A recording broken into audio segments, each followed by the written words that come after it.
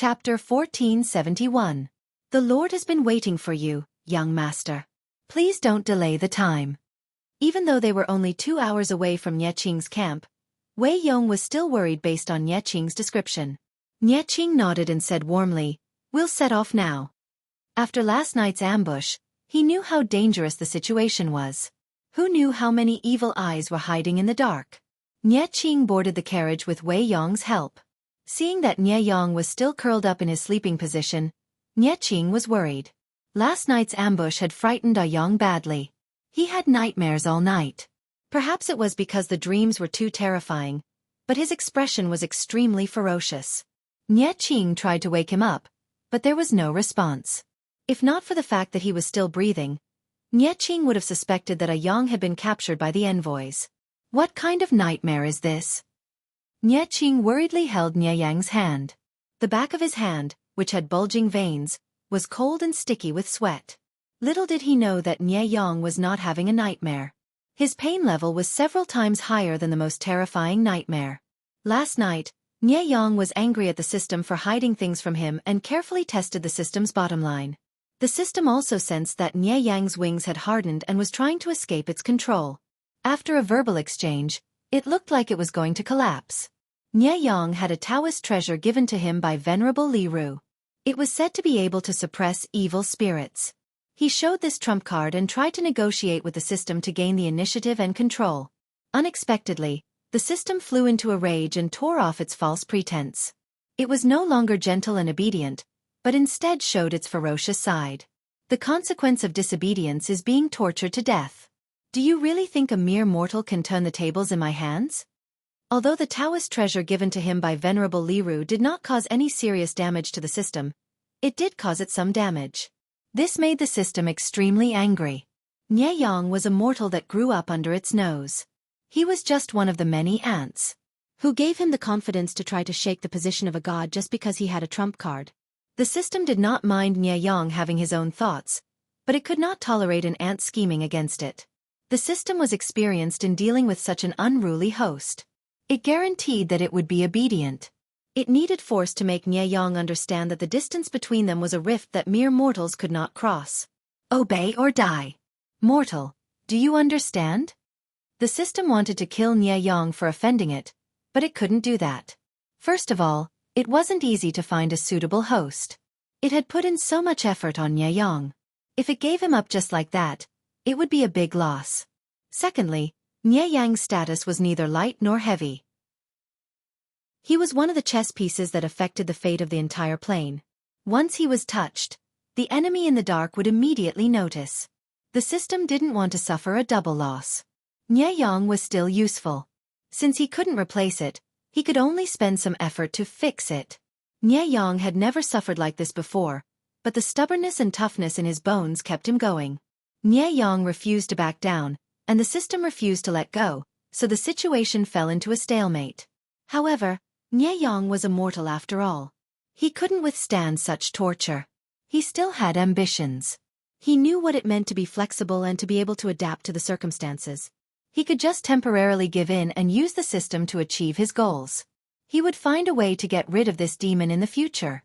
After a whole night of torture, Nie Yang opened his eyes tiredly when the troops were about to reach the Nie camp. If Nie Qing looked over, he would see that Nie Yang's eyes were filled with unwillingness and hatred. "Ah Yang? You're awake?" Nie Qing put down the book and heaved a sigh of relief. He hurriedly helped Nie Yang up. At that moment, he noticed that Nie Yang's clothes were drenched in sweat, and there was a human-shaped wet mark where he had fallen asleep.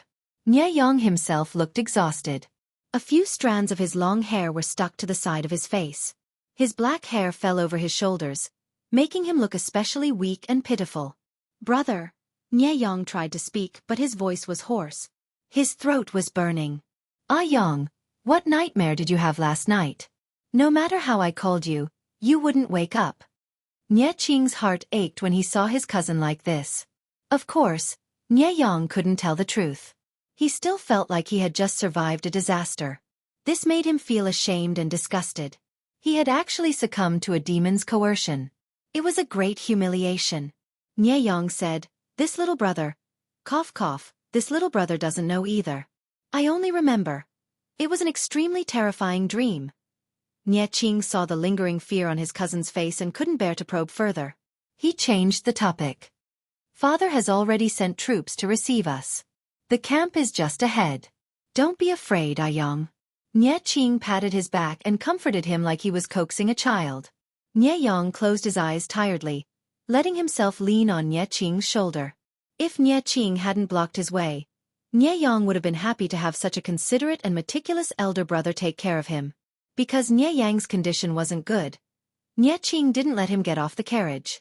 After a short rest, he followed Wei Dan to see his father, Nie Yang. Nie Yang already knew that his son had been ambushed in the middle of the night and almost lost his life. For a moment, anger and worry coexisted in his heart. The two attacked his heart and Nie Yang almost fainted. Only when he saw Nie Qing did he feel better.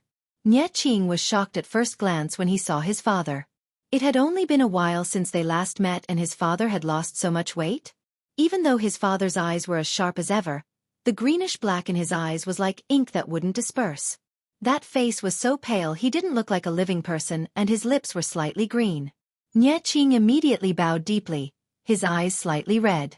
Nie Yang said coldly, "How old are you? Still crying like a 3-year-old? How can father be at ease when you're so unsteady?"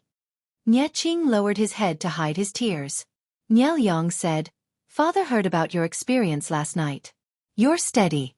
You've done well in this aspect." Even if he couldn't help, he wouldn't add to the mess. He remembered the saying, "A rich man should not sit under a roof," and wouldn't rashly place himself in a dangerous situation. After repelling the enemy, Nie Qing's handling of the situation was quite thorough. This made Nie Yang feel somewhat moved and gratified.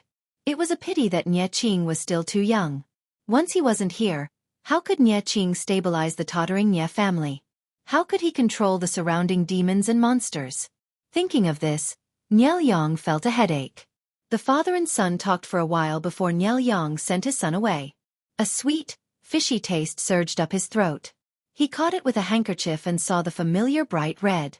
In a daze, Nie Yang heard the sound of drums outside the tent. He thought he had heard wrong. "Who's beating the drums outside?" The guard outside the tent said, "Reporting to my lord, the enemy has gathered their forces outside the camp to challenge us." When Nie Yang heard this, his pair of phoenix eyes widened in anger. Lu Shi is really going too far. He had bullied his son and almost caused him to send off his son. Then he brought his troops to challenge them. Chapter 1472. Love is not gay. Oh my god, the streamer is running on the road of self-deprecation and not looking back. Shen Jia, you almost killed someone's son, and then you brought people to my door and beat me up. I don't even want to help the wall. I only respect the streamer. The salted fishes munched on their melons and moved their small stools over, waiting for the battle to begin. Little White Bunny, there are a lot of trolls on the internet. All of them are saying that the streamer is shameless and sinister. The most vicious thing is a woman's heart. Blue Drawer, forgive me for being blunt, but the host has been doing things her own way for so many years. When did she ever care about those contrarians? They could even find a reason to scold RMB. They really couldn't think of anything in this world that they couldn't scold. We are calm. Not everyone could accept Jiang Pengji's actions, especially those with fragile hearts. Not only did they have a fragile heart, but they also liked to find fault. Relying on the fact that the streamer couldn't do anything to them, they squatted on the internet to vilify Jiang Pengji. For example, a woman gave birth to a uterus to carry on the family line. It was a duty given by nature. She didn't find a man to marry and have children. Instead, she followed a man to fight for the world. Some reasons were purely Virgin Mary acting up. For example, Jiang Pengji was cruel and merciless. She killed a lot of people. She didn't have the slightest bit of kindness or civility. The most classic sentence of these haters was, "Oh my god, she fought for the world by killing people. Couldn't she evolve peacefully? Can't I use love to influence him? Why did they have to fight and kill? How sinful." Jiang Pengji didn't even bother to roll her eyes at this group of people who had to hold up their fingers like an orchid in a bar. In short, Jiang Pengji had two groups of loyal followers in the two dimensions.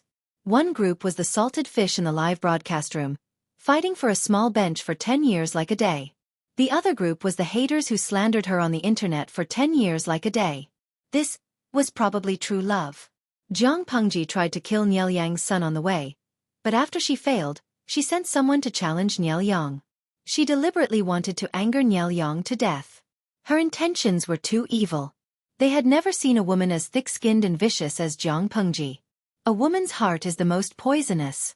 Some media outlets even accused her of abetting underage crime and increasing social violence.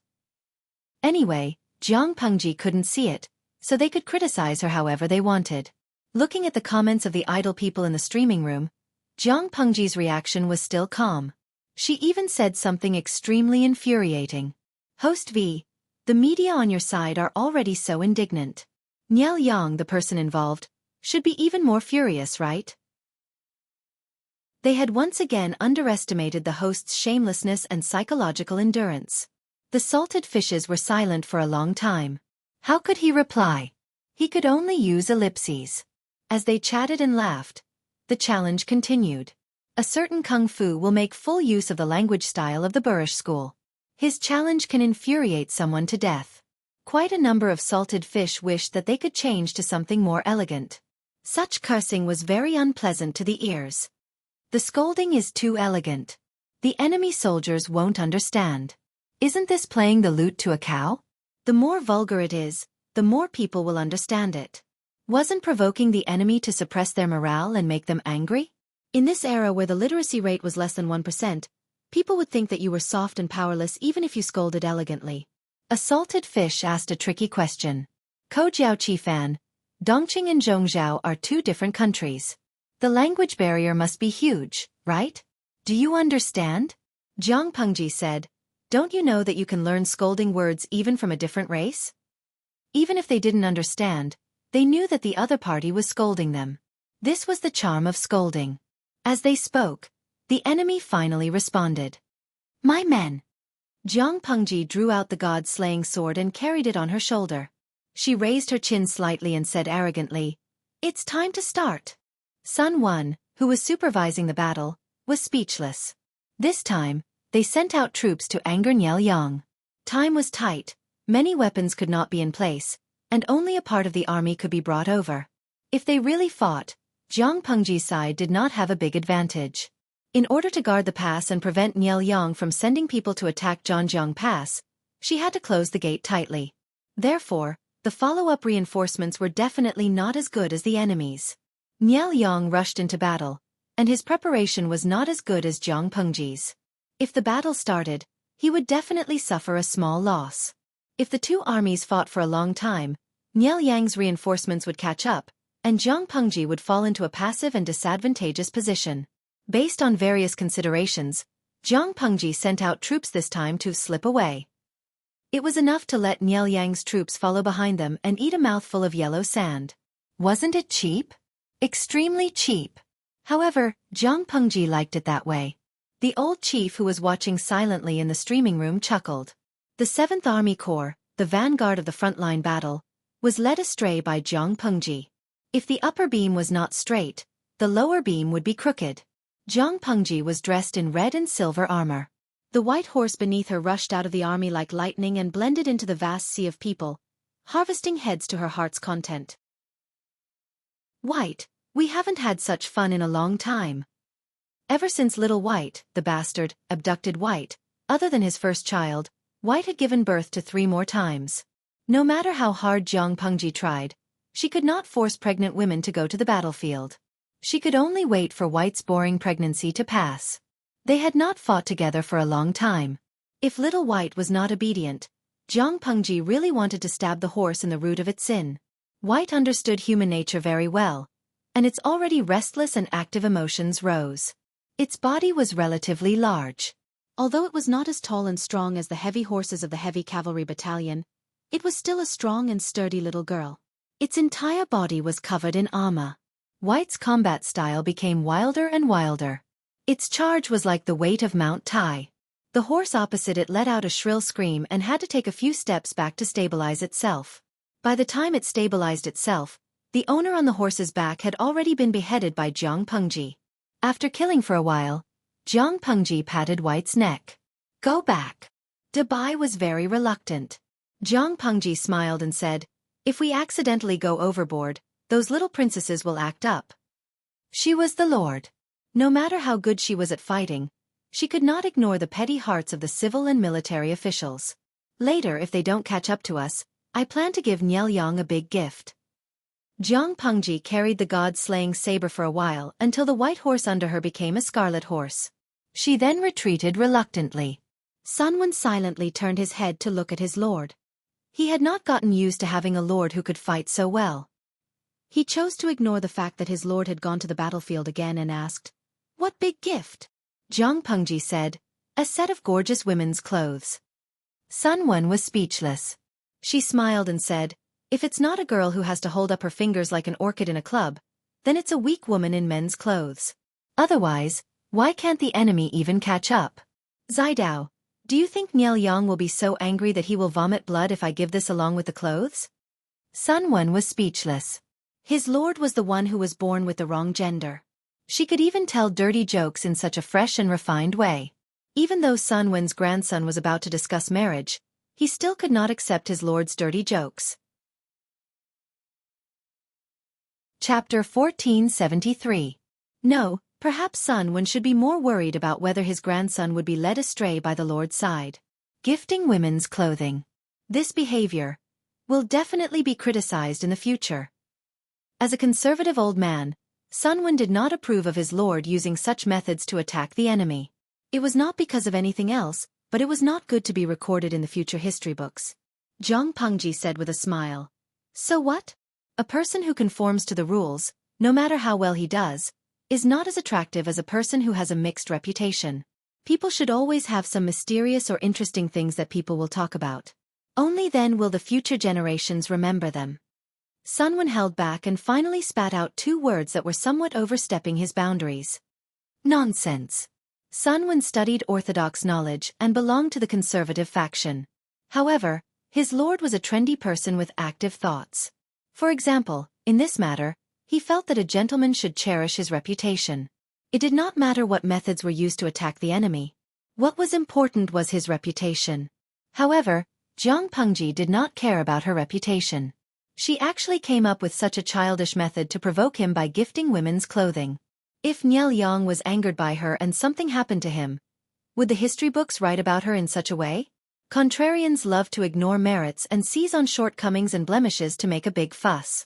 Compared to the achievements of the predecessors, the future generations preferred to use a magnifying glass to find the shortcomings of the predecessors.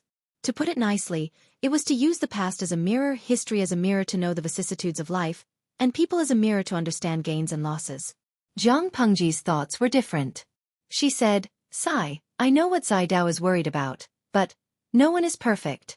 For someone like me who is unprecedented, I'm afraid that if I'm too wise and powerful, unparalleled, virtuous, and awe-inspiring, the later generations will feel too much pressure. If I leave some harmless flaws and blemishes, the official and unofficial history books can use them to entertain the future generations." The salted fishes nodded their heads like pounding garlic and eagerly agreed. The streamer was right. They were cheering for their streamer. Sun Wen was speechless. To be narcissistic to such an extent, it was indeed unprecedented in both the past and the future. It was unprecedented in both the past and the present. He suddenly did not want to think about how his lord would be recorded in the history books. They would most likely misinterpret her as a wicked woman with 3 heads and 6 arms, right? After all, the lord was so good at fighting and could even tell dirty jokes.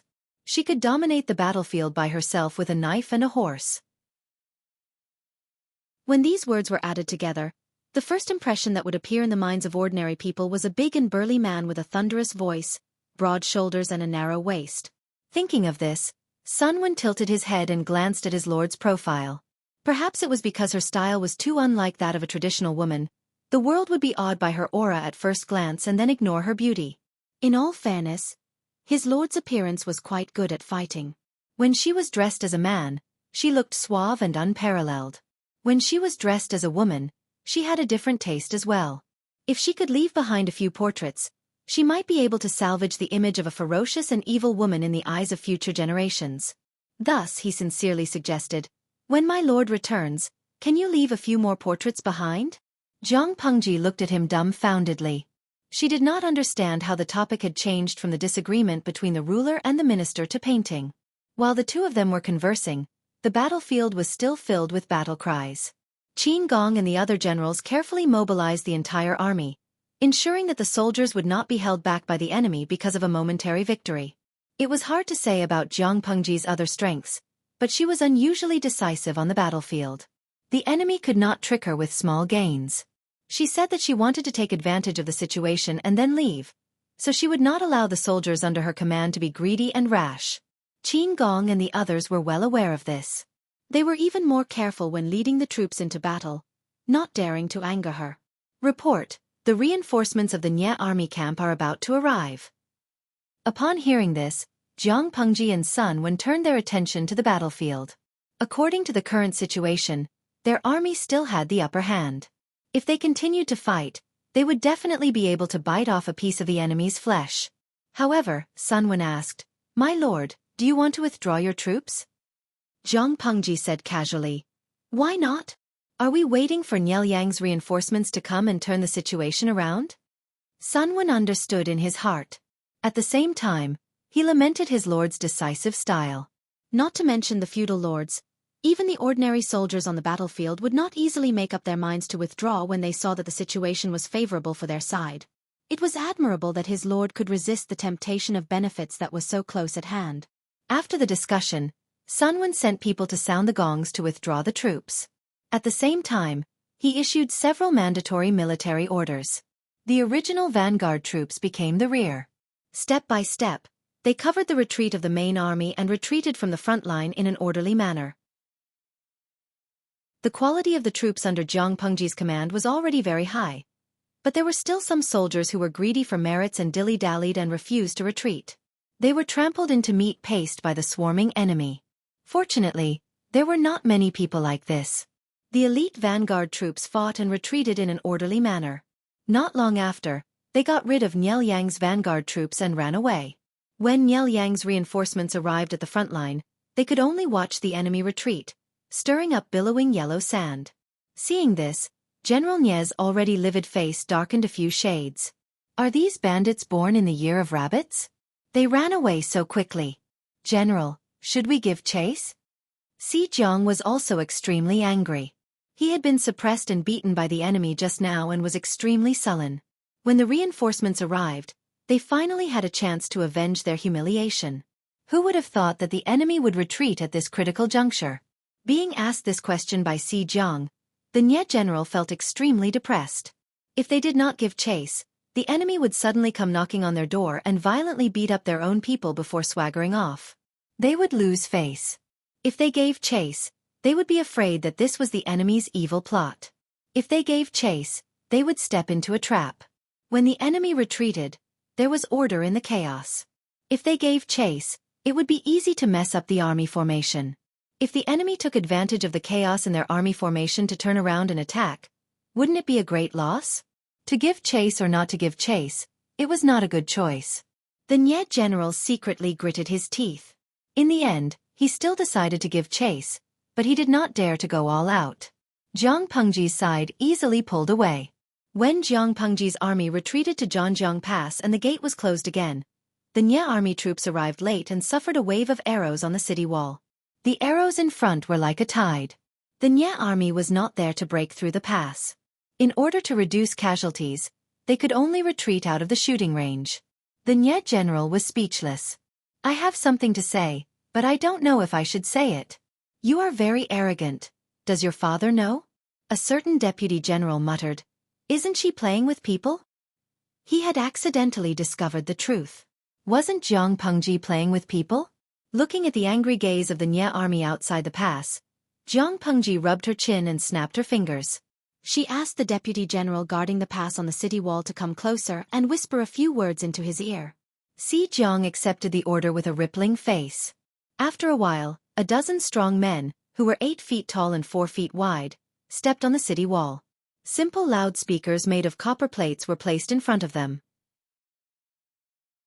The strong men gathered their qi in their dantian and shouted loudly. Their voices were like thunder. Chapter 1474. What kind of courteous gift is this? General Nie Jun was so angry that he almost vomited blood. His entire face looked like he had been constipated for many years. He was unwilling to give the order to retreat, but he was thinking about how to explain himself. Because the two armies had only fought for a short period of time, the actual casualties on both sides were not high, so this battle could not be considered a defeat. There was one thing that could not be ignored. Jiang Pengji's continuous and coquettish actions were equivalent to a loud slap on Nie Jun's face. They could argue that Jiang Pengji was too shameless, but it couldn't change the fact that they were humiliated. The Nie army had obviously chased Jiang Pengji's army into Zhanjiang Pass, but when they returned, they were like a group of defeated roosters. The frontline military report immediately reached Nie Yang's ears. Before the Nie army's general arrived, he already knew the whole story. Nie Yang's face turned pale after hearing this, but his expression did not change. Only the two people close to him could see that his fingers were trembling slightly because of his anger.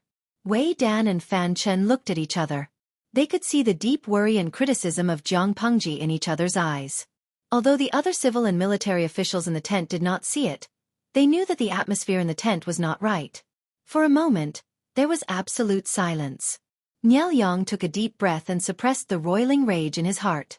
He would not fly into a rage because of Jiang Pengji's naughtiness, but he did feel uncomfortable. If it wasn't for his excellent endurance, he would have been angered to the point of death. After a while, Nie Yang asked, "How's the weather and wind direction tomorrow?" A man stepped out of the tent and cupped his hands. Judging from the weather and wind direction, tomorrow should be a sunny day with a southeast wind. There was little rain in the north, and it was currently summer. It was not difficult to speculate the recent changes in the weather with some knowledge of geomancy and geography. Now that the weather is dry, withered trees are easily flammable. The southeast wind is just right. Nie Yang lowered his eyes and said, "Order people to prepare dry wood, firewood, and black oil. Tomorrow, at the hour of the third day, send troops to attack Zhanjiang Pass. Lu Shi toyed with us today. Tomorrow, we will burn him to death." Fan Chen said in surprise, "All the trees in the forest near Zhanjiang Pass have been chopped down by Lu Shi's men until only wooden stumps are left. Burning them probably won't work." Nie Yang said, "Smoke and fire scorching, I'll return the favor." Everyone understood that this wasn't a proper attack. It was just a test of the enemy's strength, and at the same time, a way to get back at them for what had happened today. However, they never expected Jiang Pengji to be mischievous. How could being mischievous be enough? Report, there are hundreds of prisoners of war outside the camp. Nie Yang raised his eyebrows and felt that things were not simple. Since he was a captive, he shouldn't have deserted during the battle. He was most likely captured by the enemy before the battle. The enemy captured captives and then released them. What did this mean? Captive? What is Lu Shi up to this time? Fan Chen was subconsciously frightened. From Jiang Pengji to Sun Wen, none of her subordinates were normal. The soldier stammered. Those captives were all dressed in women's clothing. I can't describe them. Huh? Everyone was confused. When they went out to take a look, they were immediately embarrassed and angry. Their decades of self-restraint were all gone. The captives were all elites of the Nie clan who had been abducted from the front lines. Their battle robes embroidered with the emblem of the Nie clan had been stripped off and replaced with gaudy and extremely ill-fitting female clothes. Like prey, they were tied up in a row with a rope, and their feet were also shackled. According to the scouts' report, they were chased here by Jiang Pengji's cavalry with a shepherd's whip. The soldiers also found a brocade box hanging around the neck of one of them. The words on it were written in flamboyant calligraphy and looked imposing. Gift to Guangshan? For the Lord, Nie Yang? One of them took down the brocade box and secretly weighed its weight. Please allow me to examine it, lest there be filth hidden in it and hurt the Lord. A brave general stepped forward and opened the brocade box. He was almost blinded by the jewelry inside. He took a closer look and saw a set of gorgeous jewelry. Underneath it was a set of complicated and gorgeous women's clothing, a sachet, and all kinds of accessories. Everyone was silent. They were speechless, but the anger in their hearts was rising. A set of women's clothing and jewelry was given to the Lord of Guangshan? Immediately, a nobleman fainted from anger. The crowd pressed on his philtrum for a long time before he woke up. She's going too far. She's going too far. The nobleman was so angry that his fingers were trembling. He had an angry and aggrieved expression. A vicious woman with such filthy, vicious, vulgar thoughts. How is there even an ounce of gentlemanly demeanor in her every move? First, she sent people to attack Niel Yang's only son. The next day, she brought people to attack him. She did not fight properly and left after humiliating him. Now, she dressed the captives in women's clothing. She made them put on makeup. They wore eye-catching red buttocks, cheeks, and blushes. She also gave Niel Yang a set of women's clothing. Each of these actions was enough to make one Buddha come into being and 2 Buddhas ascend to heaven. At this moment, someone in the tent said angrily, "Why don't we give her a set of the 4 self-accomplishment classics for women and let her know what a woman's duty is? Come on, let's hurt each other." Although Wei Yong did not look at the person, he felt some contempt in his heart. He flatly refused. "No, we're at a disadvantage." What was the 4 self-accomplishment classics for women? It was a malignant tumor that had plagued Zhongzhou for many years. It was an evil thing that the demon empress created to harm Zhongzhou. In the first few years, everyone was against it. However, there were still some who secretly regarded it as a standard. No one knew what they were after. Jiang Pengji's mischief was indeed disgusting, but it was a normal method of confrontation. If one side sent the 4 self-accomplishment classics for women to attack the other party's gender in order to disgust others, it was tantamount to offending all the women in the world. In essence, they were at a disadvantage and could easily bring shame to their lord, Niel Yang. When the person saw Wei Yong speak, he was a little angry, but he did not dare to refute. Someone else was not pleased. What did he mean by, at a disadvantage?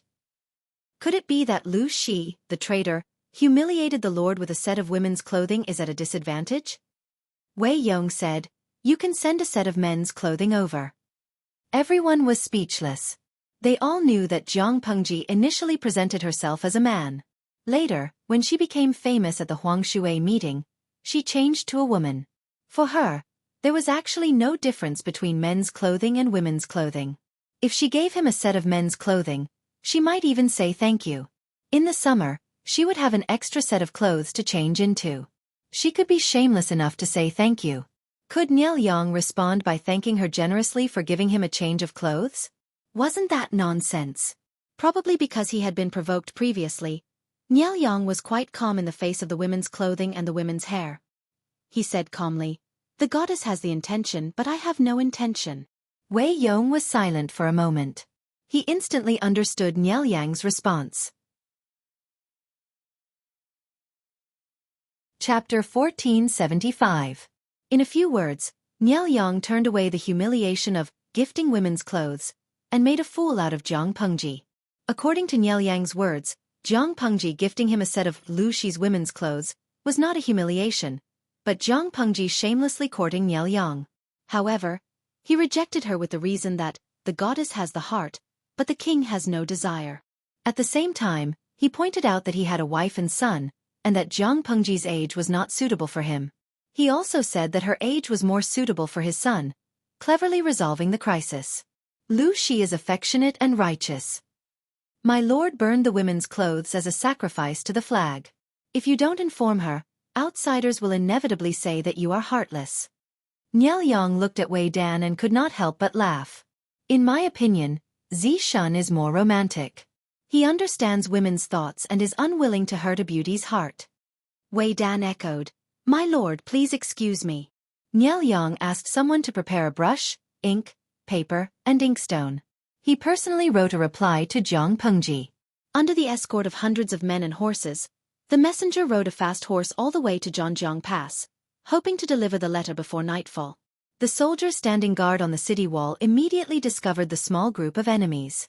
Their nerves tightened and they tightened their grip on the red-tasseled spears in their hands. The guard shouted to the enemy below the city wall, "Who are you?"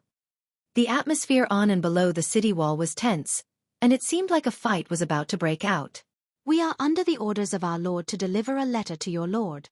The messenger hurriedly expressed his intentions, tied the letter to the arrowhead, and drew his heavy bow, aiming at the top of the city wall. With a soft buzz, the arrow left the bowstring and pierced into the gap between the huge rocks on the city wall. "The letter has been delivered. Farewell." The messenger put away his long bow and cupped his hands in the direction of the city wall. He grabbed the reins and turned the horse around. When the group of people disappeared on horseback, the soldiers guarding the city wall laboriously took the letter down from the city wall and hurriedly delivered it to the commander's tent. Jiang Pengji smiled and said, "Niao Yang wrote a reply to me? Let me see. Is he writing a letter to scold me in exasperation?" She was very clear about what she had done. No matter how well-mannered she was, she would still be furious. Writing a letter to scold her back was normal. However, Wei Ci and the rest felt that it was not the case. As the most powerful duke in Zhongzhou, Niao Yang was not that narrow-minded. Just because Jiang Pengji was mischievous, he wrote a letter to scold her. It was too ungentlemanly and uncultured. In the live stream, Salted Fish craned his neck to read the contents of the letter.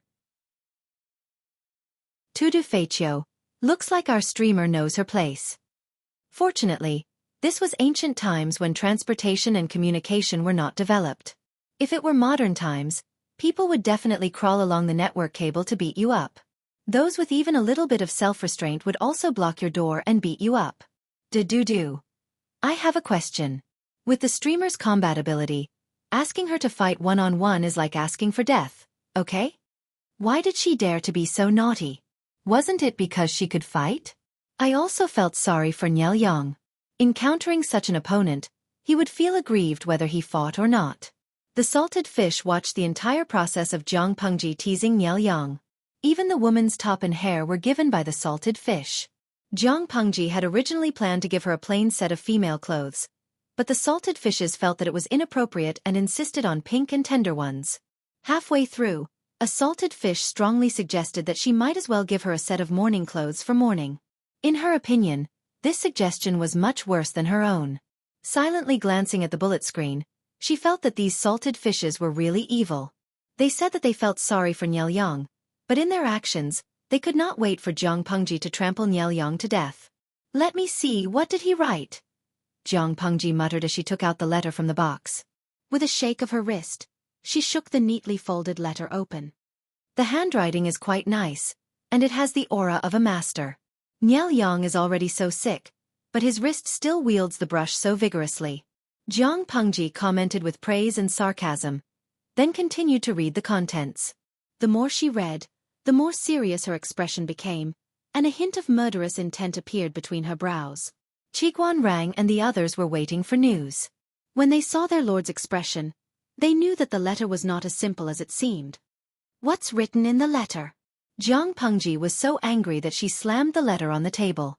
The bronze table made a loud noise, and the four corners of the table suspiciously sank by 2 inches. "What's written? I've never seen such a narcissistic person." She could not tolerate that he was even more narcissistic than her. Qiguan Rang stepped forward and said, "May I have a look?" Jiang Pengji hummed, "Take it and read it. Just don't be angry and anything bad will happen to you." Qiguan Rang's face turned ashen after reading it. He handed the letter to Wei Ci, who was closest to him. Wei Ci took it suspiciously, and his expression turned ugly as well. He said, "This is a peace poem." Wei Ci had lived in Zhongzhou for many years in his previous life, so he was naturally familiar with the customs there. Around the flower festival, most of the gentry ladies would get busy and participate in various banquets and poetry meetings. At the same time, men of suitable age would also be invited. To put it bluntly, it was a large-scale matchmaking event. If a woman was interested in a man, she would write a gloomy courtship poem on a handkerchief or a sachet to show off her talent. After the man received it, if he was interested in the woman, he would accept the gift. If he was not interested, he would write a peace poem to reject the gift. Of course, this was a custom from more than 20 years ago. It was once considered a major festival in Zhongzhou. Ever since the Demon Empress wrote the 4 self-accomplishment classics for women to restrain the women of the world and impart virtue to them, this tradition was also treated as trash and abandoned. Not to mention matchmaking, exchanging keepsakes in private, even if they met once, it was immoral. Niao Yang wrote this as a reply to convey a message. "Don't think too highly of yourself, I'm not interested in you." Qiguan Rang snorted coldly.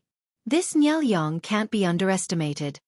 It was obviously a great humiliation, but not only did he endure it, but he also retaliated beautifully, making Jiang Pengji suffer in silence. He was impressive. Wei Si's expression was cold, and no one knew what he was thinking. However, his heart was definitely not as calm as he looked. Didn't he see that the letter was about to be crushed into a ball? They were all waiting for Jiang Pengji's decision. Would she write a reply or something else? Jiang Pengji appeared to be free and easy. She said, "What reply?" The two feudal lords frequently communicate with each other. What will the future generations say? Niel Yang has already decided on the matter of the women's clothing. If I write again, won't it prove his words? Just ignore him and fight on the battlefield. She really didn't take this matter to heart.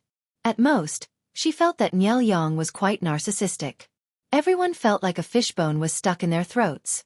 They couldn't wait to run to Niel Yang and get back at him. Don't take this matter to heart. It's just a small trick. Let's meet him on the battlefield. It's getting late. Let's disperse. Everyone dispersed. Those who had work to do and those who had meals ate. Only Wei Si sneaked back. Jiang Pengji seemed to have expected it. She rested her chin on her hand and looked at him with a smile. Are you jealous, Zixiao? Wei Si sighed. Why would I be jealous because of this? He was just worried that his lord was really angry and was putting up a strong front in order not to worry others. Looking at it now, she really didn't take Niel Yang's counterattack to heart. Why did he feel an inexplicable heartache? Chapter 1476. That's a pity. I wanted to see your jealous expression. Jiang Pengji smiled. You're always so calm. Girls sometimes feel insecure. Sometimes, I doubt whether Zixiao's feelings for me are the loyalty of a subject to the emperor or the love of a man for a woman. Zixiao doesn't intend to give me a response to this. Let me be at ease. Wei Si closed and opened his eyes again. His gaze was still clear and bright. He knew the woman in front of him too well. She would never worry about the gains and losses of a relationship. He understood this in his previous life. If she really fell in love like an ordinary woman, she would not be the Her Majesty that Wei Si knew. Jiang Pengji felt a little awkward under his gaze. She coughed lightly. All right, I won't flirt with you anymore. I just wanted to see your jealous reaction. You can't even satisfy me with this. Wei Si admitted, of course I feel jealous. It's human nature. Why does my lord think that I don't have the emotions that a normal man should have? Jiang Pengji said, probably because of the posture? Wei Si was speechless. The salted fish who were watching the conversation between the two of them instantly received tens of thousands of points of critical damage. Driving in front of 5 million salted fish, don't the two of you have a conscience? Gue Kai Guo Fengxiu. Oh, is it only me who's curious about their posture when they're in harmony? Tudu Feiqiu, to the previous comment, 404 warning. We're currently cleaning up the internet. We're cracking down on pornography and illegal publications. Take it easy. The salted fish twitched their mouths. It was fine for the streaming room to serialize pornography and illegal publications, but the crackdown on pornography and illegal publications could not reach here. Moreover, yes Hen Fengquang. No, the person driving is the streamer. Shouldn't 404 warning be given to her? They were just salted fish who were watching and chatting. Not only did they have to be fed dog food by the streamer, but they were also accidentally injured by 404. It was too pitiful. Jiang Pengji said, Zixiao, did you come back to make me unhappy? Wei Si admitted honestly, I'm just worried that Niel Yang's wording will hurt my lord. Jiang Pengji said, there's nothing to worry about. For you and Wenjing, it's a disgrace to your reputation, but it's a trivial matter to me. Niel Yang mustered all his strength to counterattack, but he hit cotton. I felt sorry for him. Zixiao, let me tell you something. In my previous life, I was devastatingly beautiful. My looks were many times better than Lu Shi's face. My figure was also very good. There are so many people who like me. I remember there was a guy with a mental problem. He lived in the same neighborhood as me. He was married and had a child. After the first time we met, he spent all day fantasizing that I liked him and loved him to death. She rarely took the initiative to mention her past life, so Wei Si listened attentively. Knowing that she was entangled by such a strange person, Wei Si couldn't help but worry. And then? Did he offend you? How can that be? If I'm harmed by him, I might as well kneel in front of the old leader and die. It's too embarrassing. Jiang Pengji waved her hand and said, that person crazily imagined that I liked him. He even posted my portrait on a public platform and passionately confessed to me. He imagined that I also loved him to death. It's worth mentioning that his wife was even weirder. She cried and threw a tantrum several times, telling me not to seduce her husband. Wei Xi frowned when he heard that. Could it be that this couple has lost their minds? Jiang Pengji shrugged and said, they weren't crazy, but there was something wrong with their brains. There was a limit to my tolerance. I beat them up and hung them at a height of 160 stories for 2 days. In order to avoid trouble from public opinion, I smeared them with the military's newly developed invisibility liquid and silencing equipment. Then I found a lawyer to sue them and sent them to a mental hospital for a few days. Jiang Pengji wasn't an orthodox person from a military school. She believed in using violence to curb violence. At that time, she was a genetic warrior with a secret identity. She had to carry out extremely dangerous missions at any time, so her identity couldn't be exposed, let alone her portrait on a public platform. Because of that, she was reprimanded by her superior. Jiang Pengji was so angry that she vented her anger on the couple. Because she did it secretly, she was fine. Otherwise, she would have been criticized. She said, I've even seen such a weirdo. Niel Yang's is just a piece of cake. Wei Xi was speechless. Jiang Pengji was about to proudly talk about other glorious deeds, when the old chief sent her a private message. You Abba. Hang them at a height of 160 stories? Jiang Pengji replied, I brought oxygen patches and thermal pads for them. They won't die from the cold or suffocation at high altitudes. You Abba. Although it violated military law, I wasn't a part of the military at that time. My hands and feet were clean. Others couldn't catch me. The old chief had mixed feelings. She was like a class teacher, watching the students who graduated from her class confess the pranks they did when they were students. Such a mischievous student was definitely not taught by her. The old chief was doubting his life. Wei Xi also had mixed feelings. He suddenly realized that the place his lord lived in her previous life was a world he couldn't imagine. Only the environment there could make her so open-minded.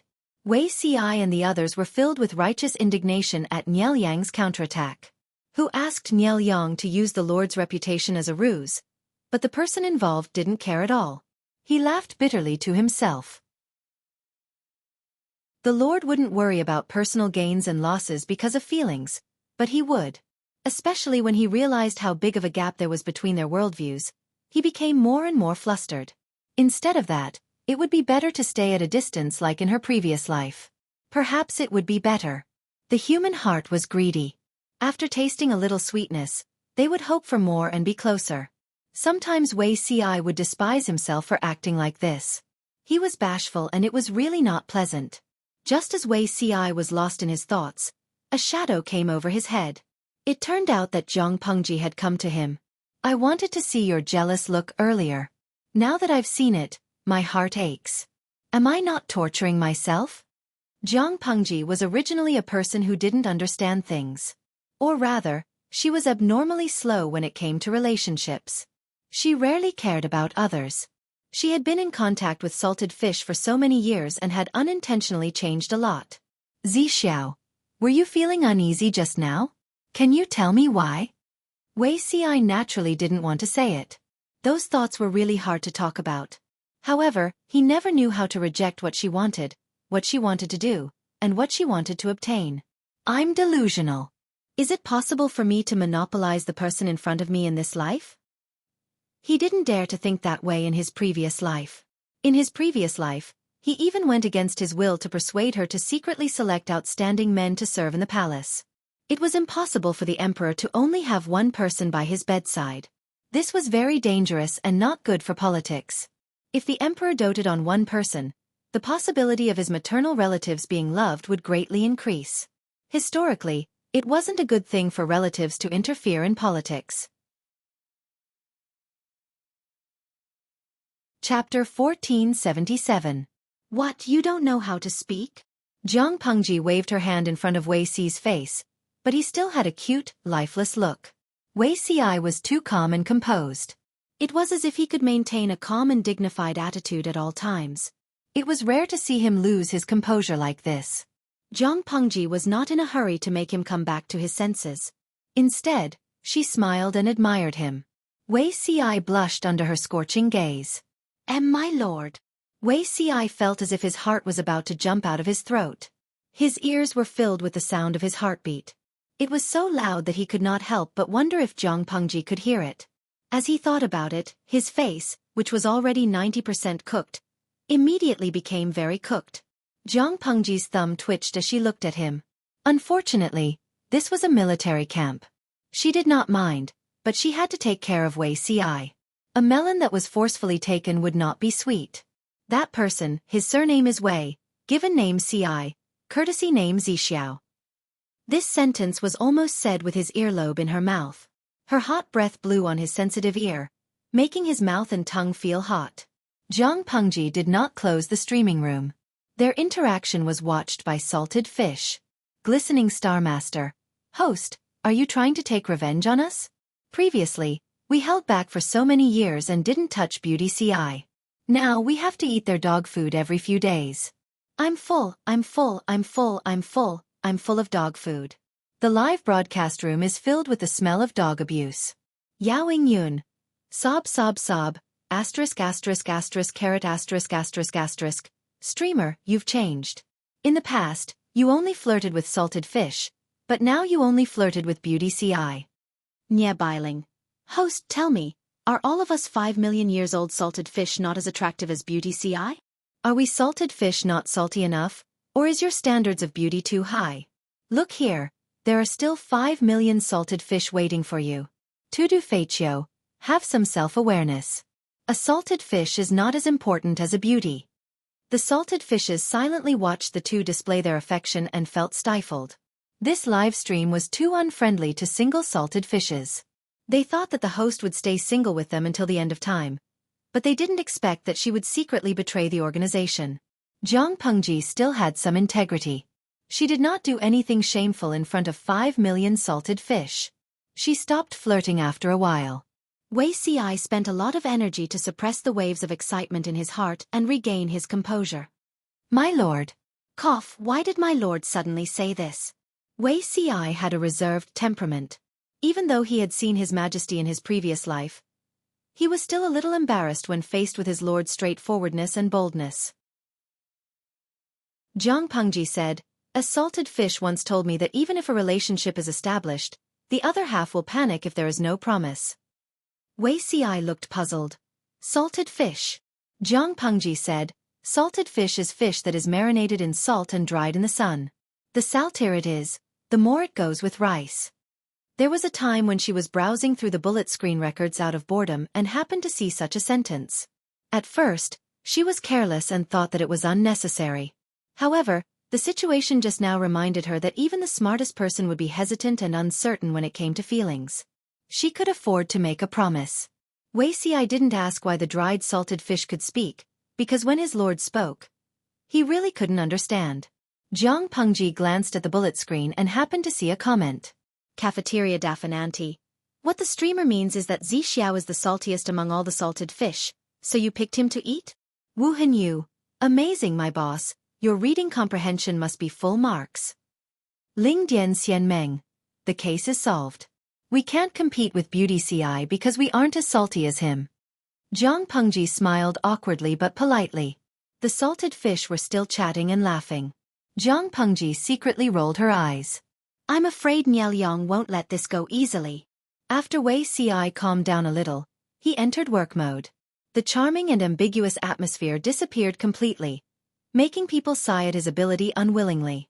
After a man and a woman confided their feelings to each other, if they didn't have some inappropriate content, wouldn't it be a waste of the atmosphere that was created with great difficulty? The two of them, on the other hand, switched between love and work mode at will.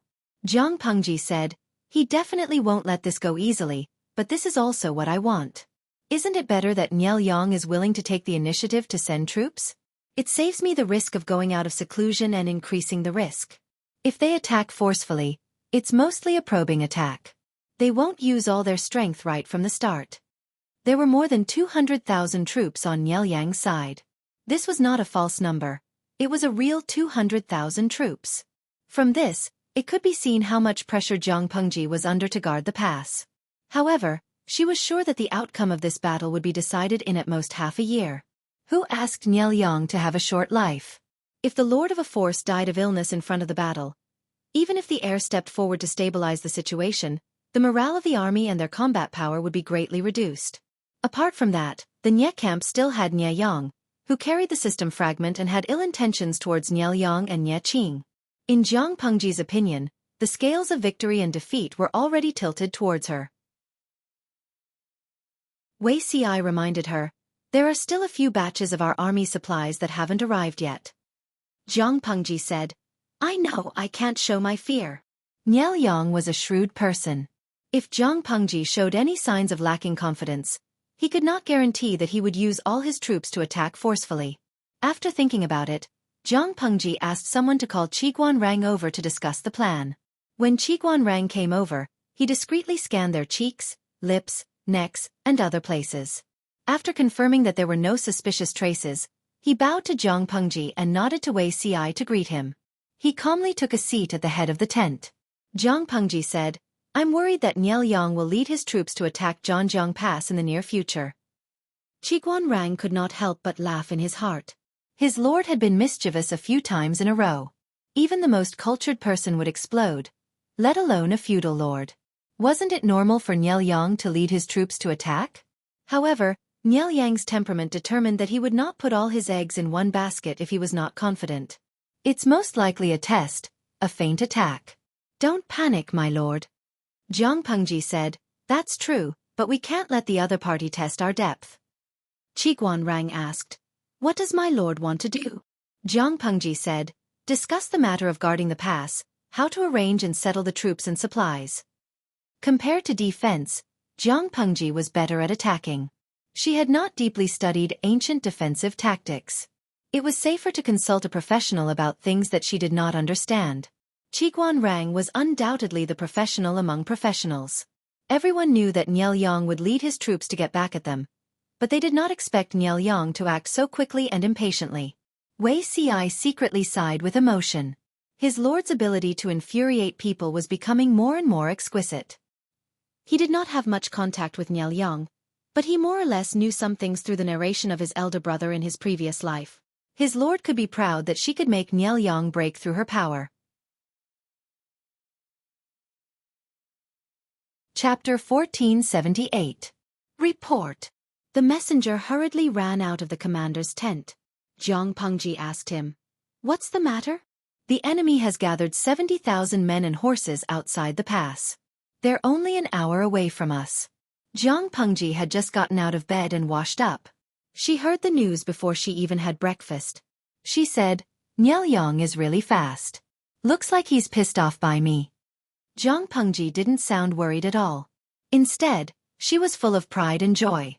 She had kept her god-slaying sword for a long time. Even though she saw blood yesterday, it wasn't satisfying enough.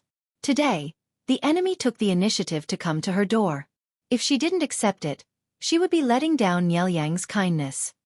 Quickly inform the whole army to prepare for battle. They had to fight a war, but they had to eat too. People were made of iron and rice was made of steel. They would starve if they skipped a meal. Jiang Pengji seized the time to eat. Her breakfast consisted of 10 plain white steamed buns, a stack of pickled vegetables, and a salted fish. She had a big appetite. She only felt full after eating 10 plain white steamed buns with pickled vegetables and salted fish. Many people in the streaming room liked to watch her eat. Seeing her eat with such relish, they had the illusion that instant noodles had become a delicacy. She finished her breakfast in 5 minutes. Everyone arrived one after another. The enemy was coming aggressively. Jiang Pengji and the others didn't waste any time. They followed Qiguan Rang's plan and defended the pass. On the city wall, Jiang Pengji stepped on the battlement and looked at the vast expanse of darkness at the end of the horizon. "Can't I really lead the troops out of the pass to fight them?" Qiguan Rang said coldly. "No. If my lord goes down, do you think the gate will be closed or open? If it was closed, would they stay on the city wall and watch their lord being imprisoned? If it was open, they could support their lord at any time. Wouldn't that be opening a convenient door for the enemy to break through? If they wanted to go down to defend the city, their lord was really hopeless. Sun Wan, who was beside her, also had an indescribable expression. Jiang Pengji refreshed his understanding of the word lord at any time. After thinking about it, his grandson was still the best. He was obedient and obedient. When the enemy attacked the city, he could focus on doing his job. Although Sun Lan and Fengyi were young, they were more reliable. Sun Wan was very comforted. Jiang Pengji was chased off the city wall. She could only touch White's neck and sigh. My broadsword is hungry and thirsty. It can't withstand the little princess's prohibition. De Bai's hoof scraped against the ground, creating a shallow crater. Snorting was clearly a little anxious. Jiang Pengji kissed it and said, "You want to kill the enemy with me, right?" White barked like a human, as if agreeing with Jiang Pengji's words. The lifespan of a warhorse was limited. Its golden years were only a few years. When White was less than a year old, Lu Shi bought it and gave it to the original owner, Lu Shi. However, the original owner of the body liked to study, and did not like to wear a military uniform. As a descendant of a warhorse, White could only be led to pull a carriage. After that, it followed Jiang Pengji and accompanied her on her expeditions. White's ferocious nature was completely liberated. Midway through, she got pregnant and went offline for a few years. Now that she had finally returned to the battlefield, she was not satisfied. White acted coquettishly towards Jiang Pengji, barking and licking her. He looked like he was clinging to her. Jiang Pengji could not resist Whitey's enthusiasm. She could only smile and promise to bring it along in the next battle.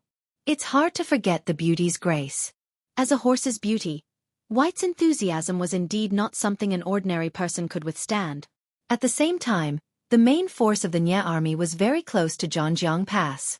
Looking at the densely packed enemy on the city wall, the general of the Nye army suddenly felt a sense of heroism. Get into formation.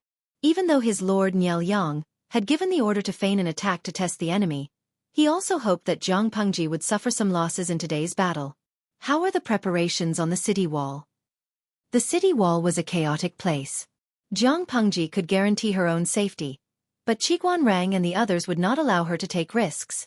Therefore, she could only temporarily stay at the back and understand the situation at the front line through the messenger. Since she knew that they had to defend the pass, Jiang Pengji ordered people to build trenches and temporary barricades outside Zhanjiang Pass to assist in defending the city. The messenger said, "The military counselor said that everything is ready." Jiang Pengji asked again, "How many archers did the enemy bring? How many weapons do they have?" Zhongzhao's military force had always been the strongest among the 5 countries. Whether it was the quality of the soldiers' combat power, or the technical level of the weapons, they surpassed the other 4 countries. This was also the main reason why Zhongzhao could intimidate the other countries. After Zhongzhao was destroyed, the Nye family successively recovered various places and took over the military forces left behind by the royal family of Zhongzhao. Their overall strength could not be underestimated. Even if it was a feint, Jiang Pengji would not let down her guard. The messenger was prepared and answered in detail. Jiang Pengji took a deep breath. She could only suppress her emotions and continue to wait for the battle report from the front line. She believed that Qiguan Rang and Sun Wan would not let Nye Yang take advantage of them if they joined forces. However, the battlefield was ever-changing, and no one could guarantee anything. Jiang Pengji's hearing was excellent. Even if she stayed at the back, she could vaguely hear the war drums and shouts from the front line. Listening to the movements, the 2 sides seemed to be in a stalemate. Although the enemy was feigning an attack, they were serious. The Nye army led the way with wooden carriages equipped with thick shields to resist the tide-like rain of arrows falling from the city wall. The soldiers took the opportunity to advance, approaching the city wall of Zhanjiang Pass with scaling ladders. Although there were several trenches, they could not stop them for long. The enemy used wooden planks to level the ground and smoothly crossed over. Qiguan Rang was not surprised when he saw the situation. He ordered the soldiers to control the bed crossbows and shoot at the people in the designated positions. The penetrating power of the ballistae was much stronger than that of the arrows. A thick arrow landed on the wooden carriage's shield, instantly piercing through the shield and the carriage. The force of the arrow was so great that it instantly destroyed the chariot. However, as soon as a gap appeared, The Nye army's soldiers immediately filled it with bronze shields. Xueqi said, "How are the rolling stones and burning oil?" The deputy general said, "Everything is ready. Don't worry, military counselor." Xueqi was not under much pressure. The enemy's advance was not fast. The situation on Sun Wen's side was similar. After the two sides fought for a while, the general of the Nye army realized something was wrong. He realized that the enemy's archery was terrifyingly accurate, especially those thick arrows. They had a long range, great strength, and high accuracy. These were not enough to make him feel afraid, but the enemy's combat power was beyond his expectations. The communication was too backward. The distance between Dongqing and Zhongzhou was not close. Even if Nye Liang made Jiang Pengji the #1 enemy to pay attention to, the speed of gathering information between the two places could not keep up with the speed of upgrading the woodworking workshop. Fighting a war was not only about manpower and logistics, but also about the level of technology. In the past, because everyone's level was low, the difference could not be seen. Now it was different. Jiang Pengji spent a huge amount of money on the woodworking workshop every year. If Zhang Ping and the others did not give her some real goods, would she give up? Because of the inconvenience of communication, the information held by the two families was not equal. Of course, not every soldier could be equipped with sophisticated equipment such as crossbows. Jiang Pengji did not have that much money. Chapter 1479. #Oh my God. Her Majesty's tomb has been opened. Wei Si's face was deathly still. He clenched his teeth and stood at the entrance of the imperial mausoleum. He did not know what had happened. In the blink of an eye, the warm spring of March had turned into July. The unfamiliar environment made him tremble. When he saw the introduction in front of the imperial mausoleum, he felt as if he had fallen into an ice cellar. He was angry and sad. The Jiang dynasty had a total of 13 emperors. The imperial mausoleum was called the Chen Mausoleum, and it was the only imperial mausoleum that was open to the public. Wei Si did not know what kind of mentality the descendants of the later generations had. They actually allowed the imperial mausoleum to be visited and disturbed the peace of the ancestors. It was really... Thinking about it, he did not know what words to use to express the grief and anger in his heart. He could only hold the ticket tightly. He was pushed through the inspection like a piece of wood and entered the first door of the imperial mausoleum. Although it was an imperial mausoleum, the layout did not feel gloomy, but it was not extravagant either. Instead, it looked spacious and simple. There was a long stone corridor leading to the imperial mausoleum. The two walls were carved with the great and small deeds of the great ancestor from her youth to her old age. Passing through the stone corridor seemed to be looking at her life. As one of the famous tourist attractions in the country, the imperial mausoleum had a limit on the number of tourists it could receive every day. The tickets were often in short supply. Wei Si followed the crowd for about 100 meters and saw several tour groups. The tour guides were introducing the historical deeds represented by the murals to the tourists. Wei Si pursed his lips and staggered forward. His pale face made him look like a ghost in the imperial mausoleum. He heard one of the tour guides say, "The mural we are looking at now is the famous great ancestor's admonition. It warned the young emperor of the time not to hold a grand funeral. All the funerary objects should be replaced with ordinary clay. No living people, jade, gold, silver, copper, iron, and the like should be buried with them." This also became a custom passed down by the Jiang dynasty emperors. According to historical records, the most extravagant emperor in the history of the Jiang dynasty was Jiang Runzong. The funerary objects were only 2 more pure gold medals than his ancestors. This also made the funerary customs of the Jiang dynasty extremely simple. At the same time, the imperial mausoleum of this period was also the last target of the tomb raiders because there was no profit at all. The imperial mausoleum could be considered poor, but the area was not small. It was divided into 5 parts.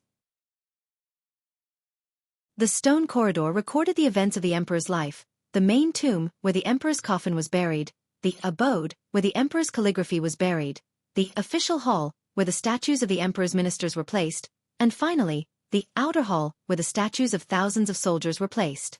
According to historical records, except for the current empress, the tombs of the previous 12 emperors were exactly the same. Opening the Chen Mausoleum was equivalent to looking at the tombs of the other 11 emperors. Wei Si followed the crowd and walked through the stone corridor. There were many people, but fortunately, his body was tall enough to stand out from the crowd. He endured the redness in his eyes as he stood in a corner at the end of the stone corridor, slowly calming down. At this moment, he heard a young female voice speak out the voice in his heart. A great humiliation. Although the imperial family had handed over their authority and become a constitutional monarch, they were not completely dead. They were actually forced to open their ancestors' mausoleum. Xueqi tilted his head and looked at the source of the voice. He saw a 6 or 7-year-old girl with a straight face and slightly red eyes. Do you think it's a humiliation too? Xueqi asked her. The girl said, Isn't it? Xueqi saw that the girl looked kind and even had the urge to get close to her. There are too many people here. Shall I take you somewhere else to wait for your family to come? There were too many kidnappers. This girl was so pretty, so she might be unlucky. The girl glanced at him, pursed her lips, and held out her hand. Xueqi held her hand and walked forward. He asked casually, Why did you say it's a great humiliation just now? The girl said coldly, Nearly 100 years ago, the power of the people rose and encouraged the people to force the imperial family to reform. The imperial family's influence gradually weakened. The empress of that generation made a decision and took the initiative to sign a constitutional monarch treaty. However, the imperial family is still the imperial family. There are always people who are worried that the empress will return, so they repeatedly tested the bottom line. The imperial family had already delegated power. Besides a small amount of military power, they basically had no other reliance. They had no choice but to compromise. More than 20 years ago, the mausoleum of Emperor Chen collapsed. The outside world wanted to send experts to intervene in the restoration of the mausoleum under the pretext of protecting the mausoleum so that they could study the history of that period. Then, they made an unreasonable request to make it a scenic spot. Xueqi trembled. That's too much. Then why did they delegate power and establish a constitution? Because. The girl tilted her head and pondered for a while. She said sadly, Times are always moving forward. The imperial family can't keep up with the changes. If they stubbornly seize the power of the imperial family and don't let go, they are bound to fight against the trend of the entire era. One of the two has to be sacrificed. The imperial family chose to sacrifice their own interests. On one hand, they are thinking about the stability of the entire country. On the other hand, they are also thinking about long-term survival. There was no change that didn't require blood and sacrifice, unless one side took the initiative to give in and allow the change to happen. Xueqi felt like a fishbone was stuck in his throat. He almost didn't know how to respond. But the girl's expression suddenly became more severe. She muttered, The imperial family giving in doesn't mean that they don't remember this feud. Delegating power doesn't mean that they will really be trampled on by others. The feud of being forced to open the mausoleum of the ancestors will be settled sooner or later. The core of this era was technology. The imperial family had never lost in this. Sooner or later, the power of capital that rose during the chaos would lose all the underwear of their ancestors. Ancestors? A trace of astonishment flashed in Xueqi's eyes. Before he could think more, two mature women with excellent temperaments blocked their way. Crown Princess Xueqi. The girl asked coldly, Can't I come to visit the ancestors during the Dragon Boat Festival? At this moment, Xueqi realized that the girl was holding a string of dumplings in her other hand. This girl was indeed. Madam is angry that you ran away from home without saying anything, the girl said. It's not the first day she knows that I like to run away from home. At most, she will go back and punish me. The two empresses from the time of the Constitution were quite gentle and soft, at least on the surface. The girl's mother appeared to be good-tempered to outsiders. Who knew how cruel she was when she was angry and hit her daughter? I'll be back after I put the dumplings in. The main mausoleum of Emperor Chen was not open to the public unless it was a special occasion, but the descendants of the imperial family could come to worship their ancestors. Xueqi found something strange. The two women who called the girl Crown Princess Xueqi didn't see him. The girl pulled Xueqi through the secret passage to the main mausoleum of the imperial mausoleum. The surroundings were empty, except for the lights near the dome. There was only one coffin in the main mausoleum of the imperial mausoleum, but there were two corpses buried in it. Other than the direct descendants of the imperial family, no one knew the identity of the other male corpse. Some gossip experts did all kinds of research, but unfortunately, they didn't guess correctly. The girl was baffled. The male corpse in the coffin was also her ancestor. To put it bluntly, it was her family matter. What was the point of outsiders studying it? Xueqi saw the girl put the 2 dumplings on a plate and respectfully saluted her. She said, "This is the first time I've seen my ancestor's spirit. The portrait left by my ancestor is quite realistic. Otherwise, I wouldn't have recognized it." Xueqi was speechless. This child was a bit smart. "I'm here to see her." What happens after you see her?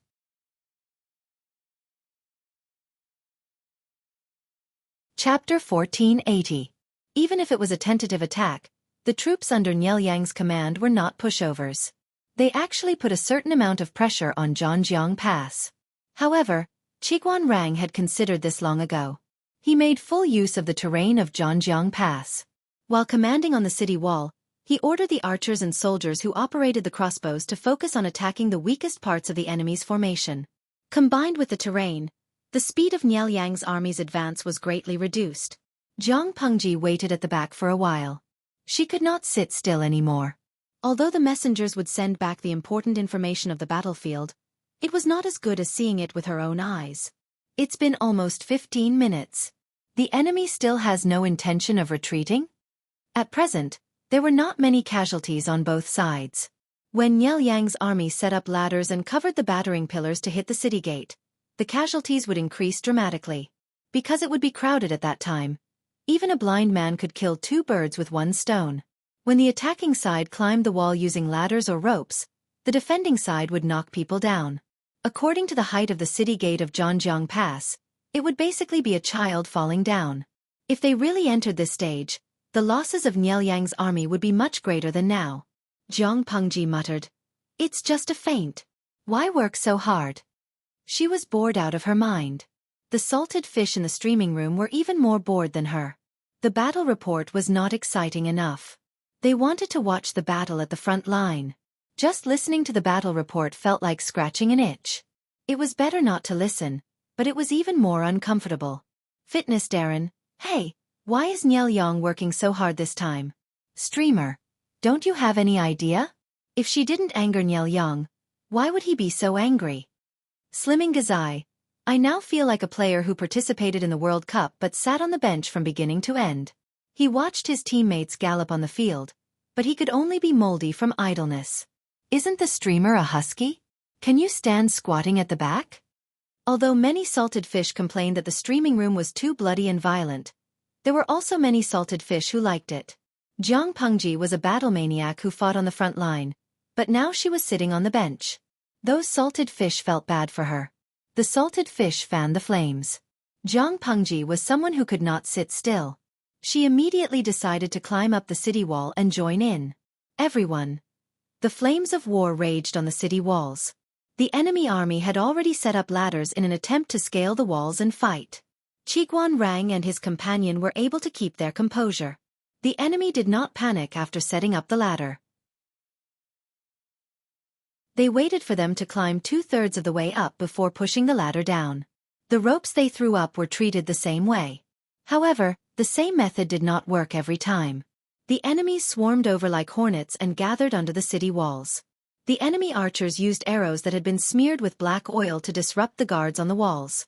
At the same time, they provided cover for the soldiers climbing the walls. Their coordination was excellent. The area of the city walls was limited, and the number of guards was naturally limited as well. If these people panicked, they would not be able to effectively push the enemy down, and the city walls would definitely fall. Qiguan Rang and Sun Wen would not make such a mistake. The soldiers under Zhang Pengji's command were the most obedient. They had been brainwashed by the camp's political commissar for a few years after they entered the military camp. Even if they were all afraid of death, when the horn sounded, they would still rush forward, because their bodies had already formed a reflex response to the command. Sun Wen was still merciful. He ordered the soldiers in the watchtower to observe the abnormal movements of the enemy's rear defense line. He also ordered the archers to divide into 3 waves. The first wave would shoot at the enemy archers at the front line below the city walls. After shooting, they would retreat half a step and let another wave of archers fill in the gaps as much as possible. The third wave was responsible for the enemies who tried to climb up the city walls. In addition, there were soldiers holding red tasseled spears. They aimed at the enemy's eyes, cheeks, throats, and other parts and directly stabbed them down. There seemed to be many soldiers on the city walls, but the rhythm of the battle was fast and steady. Xueqi side was much more ruthless. Not only did archers and soldiers with long spears interfere with climbing the walls, but he also poured water and burned charcoal. When a basin of boiling hot water was poured down, the faces of the soldiers at the top of the ladders were basically scalded. The soldiers at the bottom were not only hit in the face by objects thrown from high up in the sky, but the unlucky ones were also splashed by hot water and charcoal. If it was not for the lack of time, Xueqi wanted to embed iron caltrops on the battlements of the city walls. If the enemy dared to climb the wall, their hands and feet would be pierced and bloody. However, this proposal was rejected by his lord. The reason was simple. Iron caltrops are not made of iron. In addition to these routine operations, Xueqi also hung iron planks covered with thick iron nails on the city walls. The soldiers only needed to loosen the ropes to stab the iron planks at the enemies who tried to climb the wall. When they pulled the ropes back, the corpses of the enemies, which were riddled with holes, would be knocked down the city walls. After a wave of probing, the enemies could not successfully climb the city walls. On the other hand, Niao carefully noted down the defensive objects used by the enemies on the city walls. The first wave of attack did not gain much of an advantage. Jun did not give up. Instead, he ordered the soldiers to push dozens of catapults. The catapults of this era were not Zhang Pengji's original creation. They were also used on a large scale during the war. They could be considered a weapon of mass destruction in war. The giant catapults she used to attack Chang'an district had been improved several times. Their overall performance, whether it was the accuracy of the fixed-point projectiles, the projectile distance, or the force of the attack, was much higher than the average standard of this era. Of course, as a big country among the 5 countries, Zhongzhao's technological level was not low. Even if the power of the catapults in front of them was not as good as the ones prepared by Zhang Pengji, they were not weak. Thinking of this, Xueqi, who had originally planned to hide his trump card, had no choice but to reveal one of his trump cards. The size and transportation of the catapults were a big problem. Zhang Pengji asked Zhang Ping and the others to research other models of catapults. They gave up a certain carrying capacity in exchange for a longer throwing distance and more dexterity, further simplifying the operation. The simplified operation meant that the time from loading, throwing, and firing of the catapults was shortened. When the enemy fired one shot, their side could throw 3 times and adjust the angle of the projectile. Who wouldn't hurt each other? Although the power of the catapults was great, Zhanjiang Pass was a dangerous pass. The stones used to build the city walls were huge stones used to build the Great Wall. They were huge and dense. It was difficult for ordinary heavy objects to pose a threat. Niao Yang's army had obviously considered this point, so they aimed at the soldiers on the city walls. Because of the height of the city walls, the distance of the catapults could not be too far, which happened to be within the range of the ballistae on the city walls. Wen Zhang, order the soldiers to aim at the joints of their catapults. Xueqi expression was solemn. Seeing the enemy deploy the catapults, he was already in a bad mood. When he heard the familiar voice, he almost choked. "My lord, it's dangerous here. Please leave immediately." Xueqi was well aware of the power of the catapults. Even if his side retaliated, the casualties would not be reduced. Chapter 1481. Zhang Pengji looked helpless. She said, "Don't panic. Do you know how to be steady?" Xueqi most precious feather fan was thrown aside. If he was not rational, he would have carried her away. Whether he could win or not, that was another matter. "My lord," Zhang Pengji said, "if you have the time to persuade me, do as I say. Order people to adjust the angle of attack and aim at the joints of the enemy's catapult. As long as their catapult is destroyed, the crisis will naturally be resolved. If not, order people to use fire arrows." Most catapult carts were made of wood. It was not that it was bad to use metal, but because the smelting technology was not good, there was not much copper and iron produced. If the catapult was made of metal, it would not be easy to transport in war. The cost was high, so wood was better. Because it was made of wood, the joints were either tied with mortise and tenon or thick ropes. The former was fine, but the latter was easy to loosen. If fire arrows or crossbows were used to aim at the joints, they should be able to hit the enemy's catapult. If one arrow did not work, use 2 arrows. If 2 arrows did not work, use 3 arrows. They could not be restricted and let the enemy attack freely. Xueqi saw that his lord was unmoved and could only sigh. He was secretly prepared to apologize. If his lord was injured, he would be the scapegoat. Who asked him to not be able to persuade his lord? Instead, he indulged her? Yes. Xueqi immediately passed down the order. While continuing to target the enemy who tried to climb the wall, some people were sent to deal with the catapult. Jiang Pengji said, "Fortunately, we are defending the city. The catapult can be covered by the wall. Otherwise, it would most likely be the same result." Xueqi was speechless. To be honest, he knew about burning the catapult. If Jiang Pengji did not come, he would have done the same, but to aim at the joints, Xueqi understood a little. Why did his lord like carpentry so much? It was not without its benefits. The enemy used the catapult to attack the city. Naturally, they would not carelessly leave an empty space. The catapult was also heavily protected. Jiang Pengji asked a soldier operating the crossbow to stand up and give his seat to her. Although she could not kill to her heart's content, she could also show off her archery skills. Seeing this, Xueqi could only sigh and ask the soldiers to protect her to prevent her from being injured by stray arrows. The power of the ballistae was obvious to all, not to mention the fact that the ballistae they were using now were the strengthened version that had been improved several times. Not only did it have additional parts to assist in aiming, but its shooting range was also much better than the original version. The battle cries were deafening outside, but Jiang Pengji had no distractions. All she had to do was aim and fire. This version of the bed crossbow also had an enhanced continuous firing function. There was no need to stop shooting when reloading the arrows, because there were other soldiers helping to reload. For the sake of safety, the other soldiers who operated the ballistae chose to attack the base or other fixed parts of the catapult. Jiang Pengji chose to attack the lever of the catapult. Even though the lever could move, for Jiang Pengji, a fixed target and a moving target were the same. In addition, choosing the lever as a target also had its advantages. At the very least, it wouldn't be as crowded as the base. From the perspective of the salted fish, they did not even know which catapult Jiang Pengji had chosen, let alone the location of the catapult. When she shot several arrows at lightning speed, each arrow hitting the same part of the throwing lever, the salted fish could only cheer for Jiang Pengji. Meng Xian Xueqi. I gracefully present this year's knee to the streamer. Please accept it. Qi Qingqing. As a salted fish, can I ask a question in a low voice? Why are you cheering for me again? The battlefield was chaotic. Every salted fish had a different focus. The streaming room was a live broadcast, so it was impossible to replay it. Therefore, many salted fish did not know what had happened. They just followed suit and cheered for her.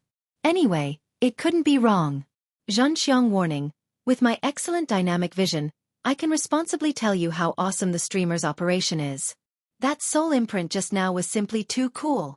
At the same time that the enemy's catapult shot, the streamer shot several arrows and broke the throwing lever. The lever broke, and the catapult did not have enough strength. It fell from the sky and hit the enemy's camp. Such a huge rock could probably smash 3 or 4 people into meat paste. Jiang Pengji pursed her lips tightly and asked someone to adjust the angle to another catapult within the shooting range. Huge rocks were thrown from above and below the city walls. Both sides suffered heavy casualties. Jiang Pengji's hands were still steady and she did not sweat. With a series of maneuvers, she accurately destroyed 5 of the enemy's catapults. The pressure on the city walls within the range of the 5 catapults was instantly reduced. The other soldiers also had some gains. When the pressure on their side was reduced, the pressure on the enemy soared. Niao Yang, who was supervising the battle from the rear, frowned deeply. His pale face made the green in his eyes look even more terrifying. My lord, Niao Yang said, I underestimated Lu Shi's ability. In less than 15 minutes, the enemy had successively destroyed the catapults within a small area. It was obvious that the enemy had a general with superb archery skills. Every one of these catapults had been broken by the enemy's attack on their weak points during the process of being launched. The battlefield was chaotic, and it took a lot of time to replace the throwing lever. It was almost equivalent to being useless. Why haven't I heard of such a person in Lu Shi's camp before? This kind of archery skill was used to defend the city and greatly limited the catapults of the attacking side. It was simply a nightmare. Niel Yang saw that no one answered and sighed. Forget it. It's about time for today. The number of catapults they brought to attack the city this time was not many. The enemy was so good at dismantling them. The possibility of successfully attacking the city was almost zero. Niel Yang was not a stubborn person who sought victory. He clearly remembered the real purpose of today. He lowered his eyes and issued several orders. The depth of his eyes seemed to be like a bottomless abyss. Not long after, Xueqi and the others also realized that the enemy's attack had slowed down. It seemed that they had the intention of retreating. After fighting for 2 hours, the total number of casualties on both sides was close to 7,000. If they continued to waste time, none of them would have an advantage. Niel Yang's side was feigning an attack. They had enough people, but they did not bring enough military supplies. Their endurance was worrying. Zhang Pengji also had a few batches of supplies on the way. If they continued to carry them, they would inevitably face the predicament of not having enough supplies to defend the city. They were relieved that Niel Yang had retreated. Zhang Pengji watched for a while, but she had a bad feeling in her heart. Xueqi also said, Niel Yang suffered such a big loss yesterday. If he retreated without a winner being decided today, wouldn't it be? Thinking of this, he felt that Niel Yang still had a trick up his sleeve. That's right. At this moment, what trick could Niel Yang have? Zhang Pengji stood on the city wall and looked down. She suddenly remembered something when she saw a pile of corpses piled up high. Wenjing, your subject is here. Quickly order people to prepare water. Take preventive measures. Zhang Pengji said. I suddenly thought of Jiamen Pass. Chapter 1482. Jiamen Pass. Xueqi frowned. He seemed to remember something and asked in surprise, My lord, do you mean to attack with fire? Zhang Pengji pointed at the corpses piled up at the foot of the city wall. Some were dead, some were still breathing, but their injuries were too severe. They were probably struggling at death's door. She said, although there's no dry wood nearby to help with the burning, it's not easy to put out these corpses when they burn. That was the only guess Zhang Pengji had left after thinking about it.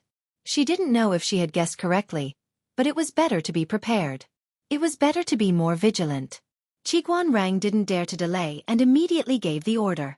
Although they reacted fast enough, they still couldn't keep up with the changes on the battlefield. Niel Yang didn't retreat immediately. Instead, he chose to retreat while fighting. He wanted to maintain order and reduce casualties as much as possible. When two armies fought, retreat was also important. If one side was defeated and fled without a second thought, it was basically over. The enemy could take advantage of the chaos and chase after them. Especially when they met someone like Zhang Pengji who loved to fight.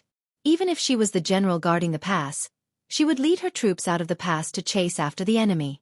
How could they reduce casualties and deter the enemy from chasing after them? Of course, it was to send people to stall the enemy and fight while retreating. Only by maintaining the army's formation could they reduce losses.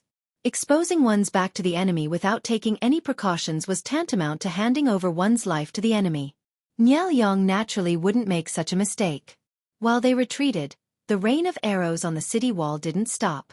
The enemy slowly retreated more than 30 meters, but Zhang Pengji didn't dare to let her guard down. She frowned even more. Just a small fire attack.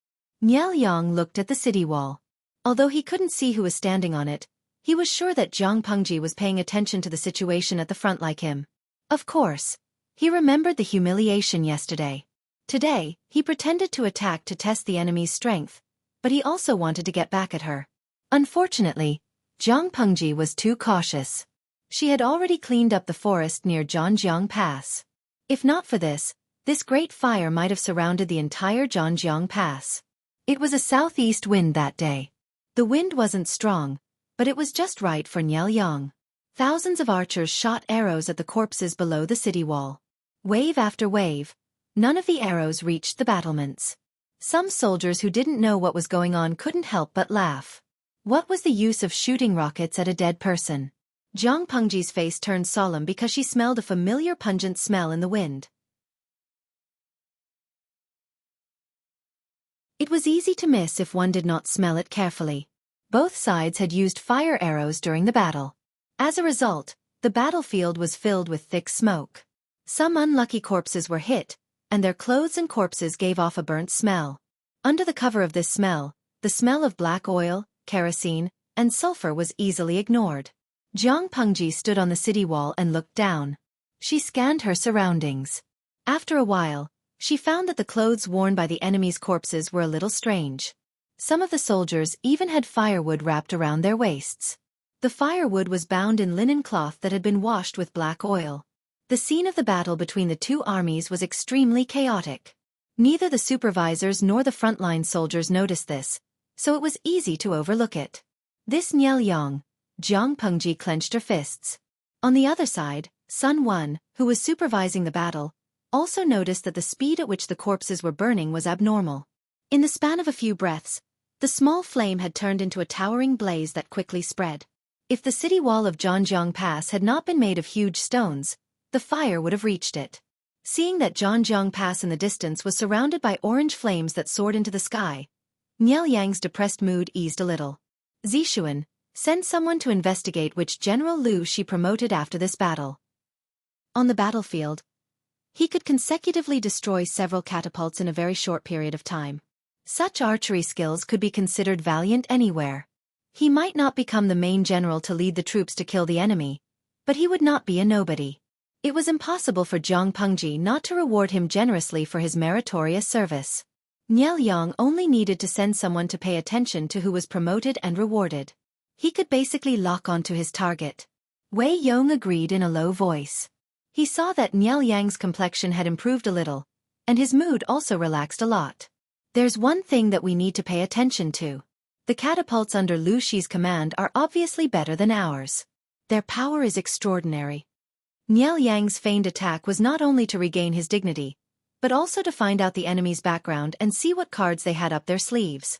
When the enemy showed off the catapults, he did not pay attention, but he soon discovered that the frequency and distance of the catapults on the enemy's city wall were much higher than his own. If he only discovered this during the final battle, he would definitely be caught off guard by the enemy. He could still make up for it now. Wei Yong said, Lu Shi values the Mahists very much. He is very respectful to the scholars who are from the Mahists under his command. It is expected that the catapults are powerful. I'm just worried that other than the catapults, they are still hiding other killing moves that they have yet to reveal. Nielyang asked him, did the spies we sent out find out any relevant information? Lu Shi is extremely cautious in his work, and he is very strict in guarding the supplies. No matter who it is, they need to show their token and register their name to enter and exit. Our spies can't find out more. Wei Yong shook his head regretfully and changed the topic. However, a few years ago before Lu Shi grew up, I did leave a trick up my sleeve and ordered a few men of sacrifice to sneak into Dongqing. They seem to have gained a lot and are currently on their way back secretly. Nielyang said, Zixuan is still more thoughtful. Wei Yong shook his head and sighed. No, it's only because of my third brother. That one called Wei Ci? Nielyang still remembered Wei Ci. After all, there were not many men with such charm in the world. He was a person who left a deep impression. Speaking of which, Wei Ci could be considered as Nielyang's savior. If Wei Ci had not taken his pulse, Nielyang might have only realized that he had been tampered with before he died. Even if the lord chosen by Zixiao doesn't show it on the outside, there must be something extraordinary about her. We have to guard against her. If Jiang Pengji knew about this news, she might be angry for a while. In fact, Jiang Pengji was very angry now. The fire spread very quickly. Even though Qiguan Rang had sent people to fetch water, Nielyang used black oil and other substances to ignite the fire. There were thousands of corpses burning underneath. It was impossible to extinguish the fire by relying on manpower. There was something that was even more annoying. When the enemy soldiers climbed the ladder for the last time, they secretly pierced the sack containing the black oil and let the black oil flow down the city wall. When the corpses below formed a big fire, the flames ignited the black oil on the city wall. The flames climbed up from below and spread to the towers and watchtowers on the city wall. For a moment, everyone was in a sorry state. Even so, Jiang Pengji could only suppress her anger and order people to move the injured soldiers and catapults on the city wall.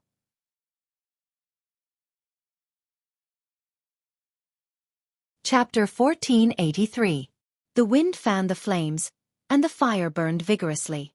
Even from far away, one could see the thick smoke rising into the sky from Zhangjiang Pass. Jiang Pengji and the rest looked calm. Not to mention them, the soldiers under the tent did not have any reaction.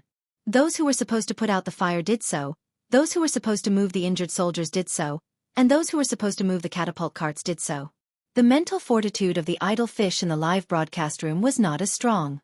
Many salted fish covered their mouths and vomited after watching for a while. Especially when Jiang Pengji said, "There's the smell of cooked meat in the air," the entire bullet screen stopped. She had been chased off the city gate tower by Qiguan Rang and was feeling gloomy. When she saw the salted fish's reaction, her depressed mood rose a few notches. Host V. No way. How many years have you been with me? What kind of bloody and violent scenes have you not seen? This is just a small matter. Calm down. There were some things that the more one saw, the more one would naturally calm down. They were still lacking in knowledge. Jiang Pengji spoke casually, as if what was burning outside was not thousands of corpses but thousands of suckling pigs. Tudu Feiqiu, you can never get used to this kind of thing. After all, the environment is different. Gue Kai Gua Feng Shao. Once again, I'm impressed. I can travel to another world, but not in the ancient times. If I have to be in the ancient times, I can't be in troubled times. If I have to be in troubled times, I can't be a soldier. If I have to be a soldier, I can't be a pawn. The victory of the two feudal vassals was basically piled up with the lives of the soldiers at the bottom. It wasn't that the host wasn't good, it was just that as a pawn, he really didn't have any future. Yan Tianmen Grand Uncle Master. Speaking of time travel, I suddenly remembered that the next round of Dream of 1,000 Years will start the day after tomorrow. Puff up proud flat chest. He's a lucky emperor after all. His treatment shouldn't be that bad. It'll be a pain in the ass if he's sent to the battlefield. Yu Longyin. Aren't they afraid of being thrown into the battlefield? Are they deserters? If they meet the streamer, maybe they can ask for her autograph and take a picture with her. The salted fish were the best at straying from the topic. Just a moment ago, they were trembling in fear, covering their mouths and vomiting. Now that their attention was diverted, they immediately began to imagine the identity of the next Dream of 1,000 Years, lucky emperor. Some people teased, while others immediately came up with interesting jokes. Looking at the streaming room that had returned to normal, Jiang Pengji snorted secretly. She was really bored out of her mind. She was actually worried about these salted fishes not adapting well. They were clearly adapting well. She, on the other hand, should be the one worrying. Once again, I'm impressed by my brilliance. Jiang Pengji glanced at the god-slaying saber in her hand and sighed.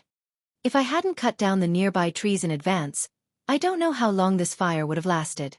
Perhaps Niel Yang would have been able to take advantage of the situation and break through. Just as she was feeling emotional, the old general's private message rang. Your Abba. It's going to rain soon. This is really the work of the chosen one. Jiang Pengji's face was full of questions. Rain? At this time? She looked up at the sky. It had been dark since morning. She could see that it had been raining recently, but not today. The old chief quickly sent her another message, mocking Jiang Pengji's failure in geography. Your Abba. Even though you're already the Legion commander and the future marshal of the Federation, and no one will question your education background, don't let the cat out of the bag. Didn't you notice that the terrain of Zhangjiang Pass is very strange? The pass is narrow, the hinterland is wide, the mountains on both sides are high and steep, and the middle is low. This kind of terrain is quite bad in terms of air circulation. It should have been raining on your side, but the fire accelerated the formation of the rainwater. In my opinion, at this rate, it will rain in half an hour at most. Don't you think you should prepare for it? Jiang Pengji also heard it, and she suddenly looked a little embarrassed. I entered the children's military school when I was very young. Within 2 years, I was directly recruited into the genetic warrior training camp. It's normal for me to fail my cultural classes. Jiang Pengji began to act shamelessly. How could she admit that she was not cultured enough? Really? It will rain in half an hour? The dear old chief only gave her the 8 syllables. It was up to her whether she believed it or not. Jiang Pengji. You're the top student, you're right. She was thinking about how to manipulate the situation when a gust of wind came in. "My lord, I have something to report," Jiang Pengji said. "Coincidentally, I also have something to tell you." Wei Xi said, "My lord, you may speak first." Jiang Pengji said, "I have a premonition that it's going to rain soon." Wei Xi could not help but laugh. "Coincidentally, I want to talk about this too." After the fire was ignited, the southeast wind, which was originally gentle, grew stronger. The wind fueled the fire, and it burned even more fiercely at the pass. The sky, which was initially bright, seemed to be covered with a layer of black gauze, and there was a faint trend of rain. Jiang Pengji smiled evilly. "I hope that before the fire is extinguished, it will rain, even if it's just a drizzle." "Exactly," Wei Xi said. "At least the enemy will know." Jiang Pengji said to him, "One is marked by the company one keeps. The ancients did not deceive me." Wei Xi was also black-hearted. If Niel Yang really knew, he would be so angry that he would be in trouble. It was not easy to get back at them with the fire, but who knew that the heavens would not give them face and send rain to help Jiang Pengji and the others extinguish the fire. Although this was a normal change in the weather, with a little use of public opinion, the image of their lord as the child of destiny could be created in an instant. Once it was confirmed, the soldiers under Niel Yang's tent would probably be restless for a while. They were naturally not afraid of fighting with others, but if they were to fight with the child of destiny, chosen by the heavens, would there be any hope of victory? Once the morale of the army was shaken, the morale would also be low. Jiang Pengji was used to using her advantages, so she would naturally not let go of this marketing opportunity. She looked at Wei Xi and said, "Zi Xiao, do you think I should set up an altar or perform a sword dance to pray for rain? It would be more effective?" Wei Xi said, "No, if there is no rain, won't the Lord be passive?" Even if Wei Xi was 90% confident, he dared not joke around with Jiang Pengji's reputation. Wei Xi rejected it, and Jiang Pengji did not insist. She did not like to dance. The two of them muttered. Qiguan Rang and the others were in a much more difficult situation. Old Master Sun Wan was sent away due to his old age, so he could not leave at will. His originally fair and clean face was smoked black, and the beard that he carefully groomed every day was also a little burnt. Because the fire could not be controlled, Qiguan Rang could only retreat from the danger zone. The medic saw that the back of his hand was red and swollen, and he suggested, "Military advisor, the back of your hand is swollen. Why don't you apply some ointment on it first?" Qiguan Rang agreed. When the medic applied ointment on his hand, a drop of water fell on his eyelashes. He blinked subconsciously, and after a while, another drop of water fell between his eyebrows. Qiguan Rang widened his eyes in shock, and he asked the medic with difficulty, "Do you feel anything? There seemed to be raindrops just now." At this moment,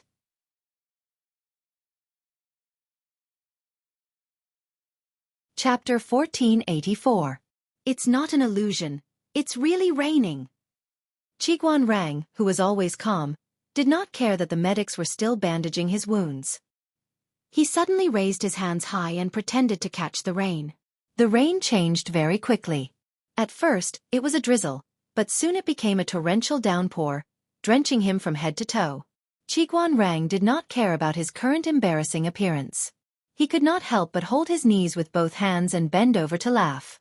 He laughed so hard that he almost cried. On the other side, Sun Wan also ran into the rain. His eyes were filled with shock and surprise. He could not believe what he saw. "Grandpa, Grandpa," Sun Lan secretly ran over because she was worried about Sun Wan. She happened to see her grandfather running into the rain. "The rain is so heavy. Why don't you find a place to hide?" An old man's body was incomparable to a young man's. Sun Lan was really worried that his grandfather would fall ill in the rain. He could not take the shock. He used the umbrella in his hand to shelter Sun Wan from the rain. He did not care that most of his clothes were wet. Sun Lan said, "I'll take you to shelter from the rain first. I'll cook a bowl of ginger soup later to ward off the cold." Sun Wan laughed heartily as he gave his grandson a tight hug. He patted his grandson's back and said with a smile, "Today was really a joyous day. This rain couldn't have come at a better time. Ha ha ha, I can't wait to see how ugly Niel Yang and the others' faces are." Sun Wen and the Nye family had a deep grudge. Even if Niel Yang was not a real enemy, he was still a disciple of the Nye family. They were on opposing sides.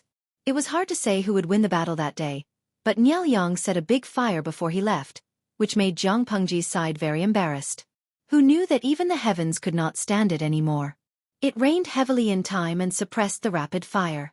It was simply rain from the gods. Sun Wen had not laughed so freely in a long time since he left Zhongzhou and came to Dongqing. Sun Lan felt a lump in her throat when she heard her grandfather being so happy. After much persuasion, the old man was finally appeased.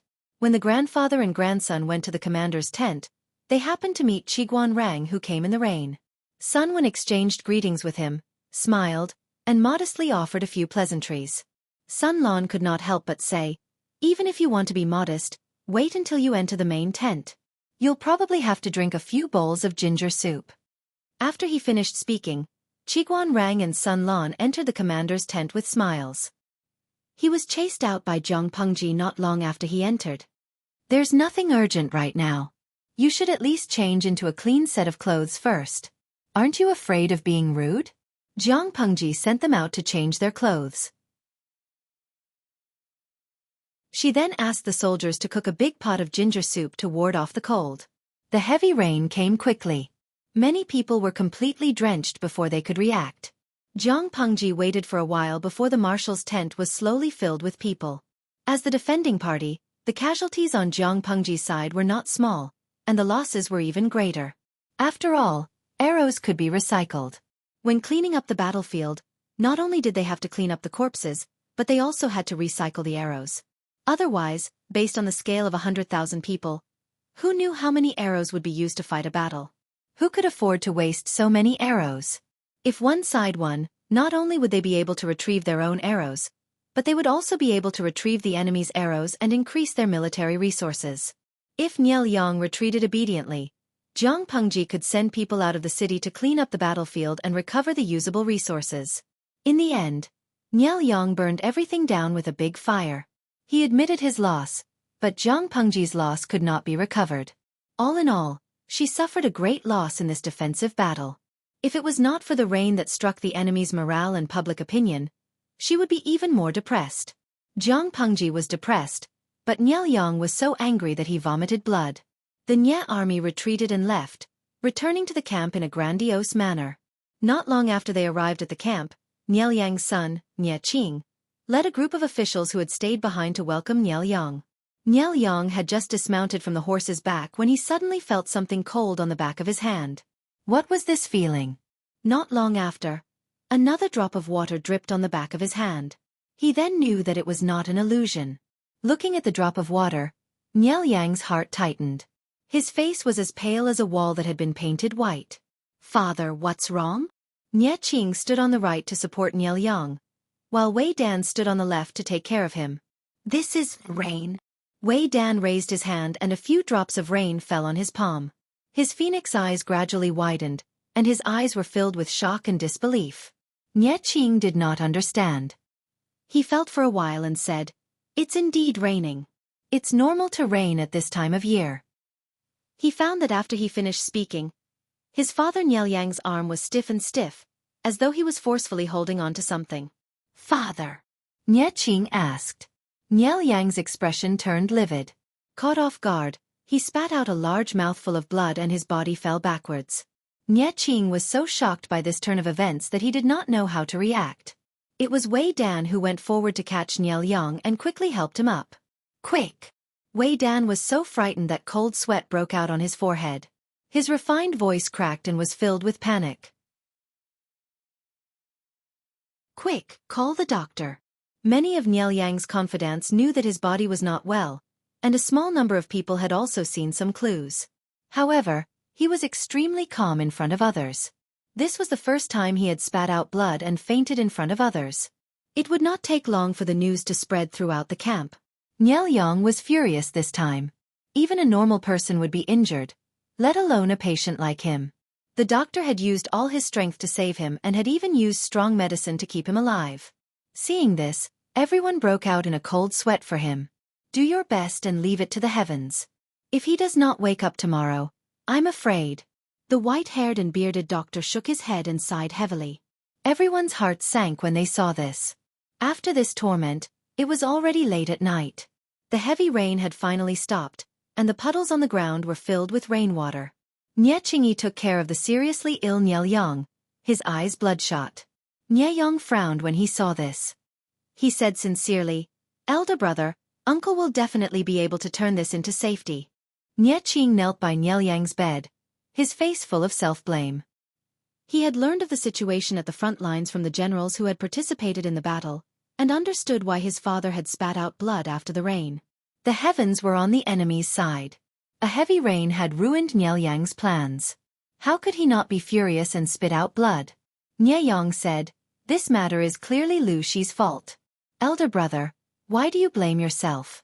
If uncle knew, he would definitely be displeased and scold you. How could a man be so indecisive?" Nielyang vomiting blood. In the end it had nothing to do with Xueqi. What was he blaming himself for? Xueqi said, "I would rather father wake up and scold me, or ask for the family rules, than watch him struggle on the line between life and death." Nielyang did not say anything else. He only stayed by Xueqi's side silently. The system's cold sarcasm entered his ears. "Xueqi must be extremely touched by you right now. It's a pity. Who would know that you were the main culprit who harmed Nielyang?" Nielyang did not show it on his face, but he laughed coldly in his heart. "Shut up. Why would the system listen? Ever since it ruthlessly punished Nielyang, their roles had been swapped."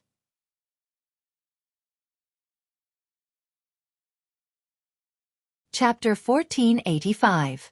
The matter of Nielyang vomiting blood and fainting was suppressed by Wei Yong. Any soldier who dared to talk about it in private would be punished. After a series of harsh measures, the unstable morale of the army temporarily calmed down, but everyone knew that it was only temporary. There were 70,000 soldiers who participated in the battle during the day. These people had witnessed how the fire at Zhangjiang Pass started and knew how the fire was extinguished. Even God did not give them face and stood on the enemy's side. They were very flustered and worried about their future. Fighting with people was endless joy, but wasn't fighting with God courting death? That night, many people were so worried that they could not sleep well.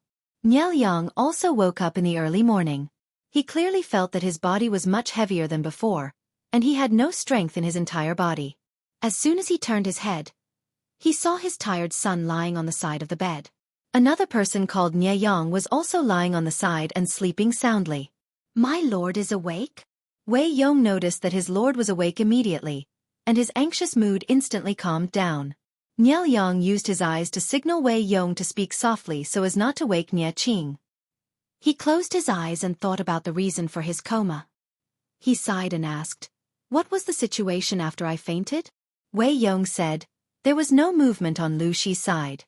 Some soldiers in the camp spread rumors and dealt with it immediately. The morale of the army could not be shaken. Once it was shaken, the war would not be easy to fight." Nielyang said weakly, "Despite all the calculations, I didn't expect God to be on her side. She calculated the hearts of men, but she lacked a trace of God's will. After all, he was an ancient person. He did not know that the fire would heat up the air on the ground and cause it to expand and rise. He also did not know that the air above would contract and sink. The two would cause the water vapor in the air to condense into clouds and mist. Recently, the weather was about to rain. Nielyang's fire only brought the rain forward. Not knowing this, Nielyang would naturally attribute this coincidental rain to God's will like the others. Wei Yong said, "My lord, why do you say such depressing words? So what if it's God's will? Everything depends on human effort." Nielyang smiled weakly. "You're right." He had never been a person who believed in fate, but this coincidence made him crazy. "My lord, please rest for a while. I will call the doctor over now." Xueqi was shrouded in a layer of haze, but Jiang Pengji, who was his opponent, could not cheer up. On the contrary, she flipped over the bronze table in anger. Bai Ning immediately stepped forward to plead for leniency. "My lord, please calm your anger. This general thinks that there are many suspicious points in this matter. We might as well return and continue the interrogation." He had no choice but to stand up. His daughter, Bai Yuexia, was also involved in the leak of the carpentry workshop secrets. He had never seen his lord so angry before. He was so scared that his liver trembled. Jiang Pengji suppressed her anger and did not continue tormenting the bronze table. Perhaps she would not have the chance to do so in the future. Why? The bronze table covered with his lord's handprints was bent in her rage. Aside from Bai Ning, there were also others who stood up to plead for Zhang Ping, Xiao Guang, and the others. Jiang Pengji's anger was too terrifying. They were really worried that their lord would order the execution of the three of them in a fit of anger. Why did he want to kill them? Because many of the carpentry workshop secrets were leaked. Zhang Ping and the other two were implicated. Old Man Sun Wen wanted to say a few words to persuade Jiang Pengji to punish them lightly and spare their lives. Out of the corner of his eye, he saw that Wei Ci was as still as a mountain. He could not help but frown. Zhang Ping and Wei Ci were close friends. The former was in trouble, but the latter did not say anything. Either Wei Ci was clean and gave up on his friend Zhang Ping, refusing to plead for him and sully himself, or Wei Ci was confident that nothing would happen to Zhang Ping and the others. Sun Wen glanced at Qiguan Rang again and found that he was also as calm as Mount Tai. He held his newly made feather fan and closed his eyes in deep thought. Well, it looked like it was the latter. That was the truth. Although Jiang Pengji was angry, she did not plan to do anything to Zhang Ping and the others, let alone order their execution. She calmed her anger and glanced at the messenger. She said, "Tell me everything in detail." The matter was simple. Because of Zhang Ping and the others' negligence, a spy had infiltrated the carpentry workshop. The spy had a photographic memory and had quietly stolen several confidential drawings from the carpentry workshop. For several years, no clues had been found. It was only recently that a flaw was revealed. The spy was ready to slip away. He found an excuse that his mother was sick and asked Zhang Ping for a 7-day leave to visit his family. However, the spy did not return after 7 days. Zhang Ping was worried and sent someone to check the spy's address. Only then did he find that the house was empty. If that was the case, he would at most be suspicious. However, Zhang Ping found a fragment of old and yellowed rice paper in a bird's nest near the house. Although the fragment was only a small corner, Zhang Ping could still recognize that it was part of the design of a new crossbow that had been developed a while ago. He immediately became suspicious and ordered people to search everywhere. Finally, they found a few relatively complete drawings in the house of a sluggard nearby. The sluggard said, "When that Mr. packed his things and left, he threw a pile of paper into the charcoal basin. I secretly stole some of them and hid them in my house. There are even words on them. When my son grows up, he can learn a word or two." "Sir, I'm really not a thief." Zhang Ping felt dizzy when he heard this. The carpentry workshop had strict rules. No drawings could be taken out, and the confidential contents would be backed up and hidden in a secret storeroom. The storeroom had 3 locks, and only he, Xiao Guang, and Bai Yuexia could open it with the keys. The storeroom was heavily guarded, and there hadn't been any unusual movements recently. The only explanation was that the spy had secretly recorded the drawings and made a copy when he came back. Zhang Ping realized that the situation wasn't good and immediately reported this matter to Xueqi, Feng Jin, and the others.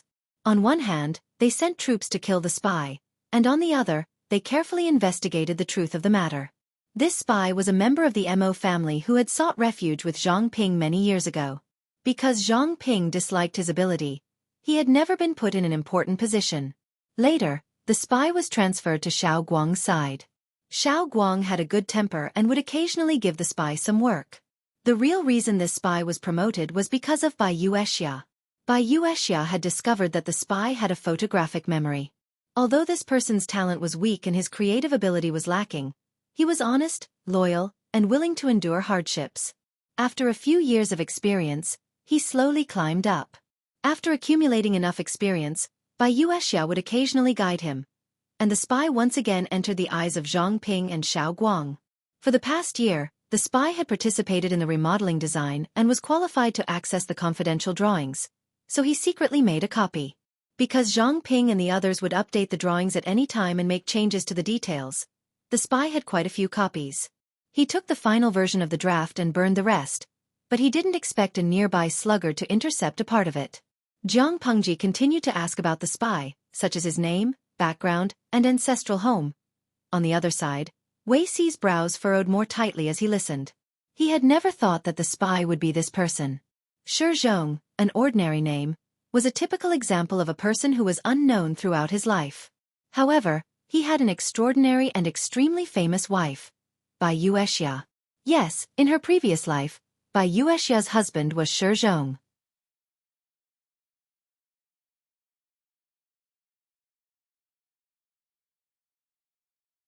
Chapter 1486. May fall in love with you. Oh no, the streamer hates betrayal the most, not to mention betraying her with a bunch of confidential drawings. Xueqi. How is this betrayal? She has a boss, so she's a spy. If she doesn't care about her boss but works hard for the streamer instead, that's abnormal, isn't it?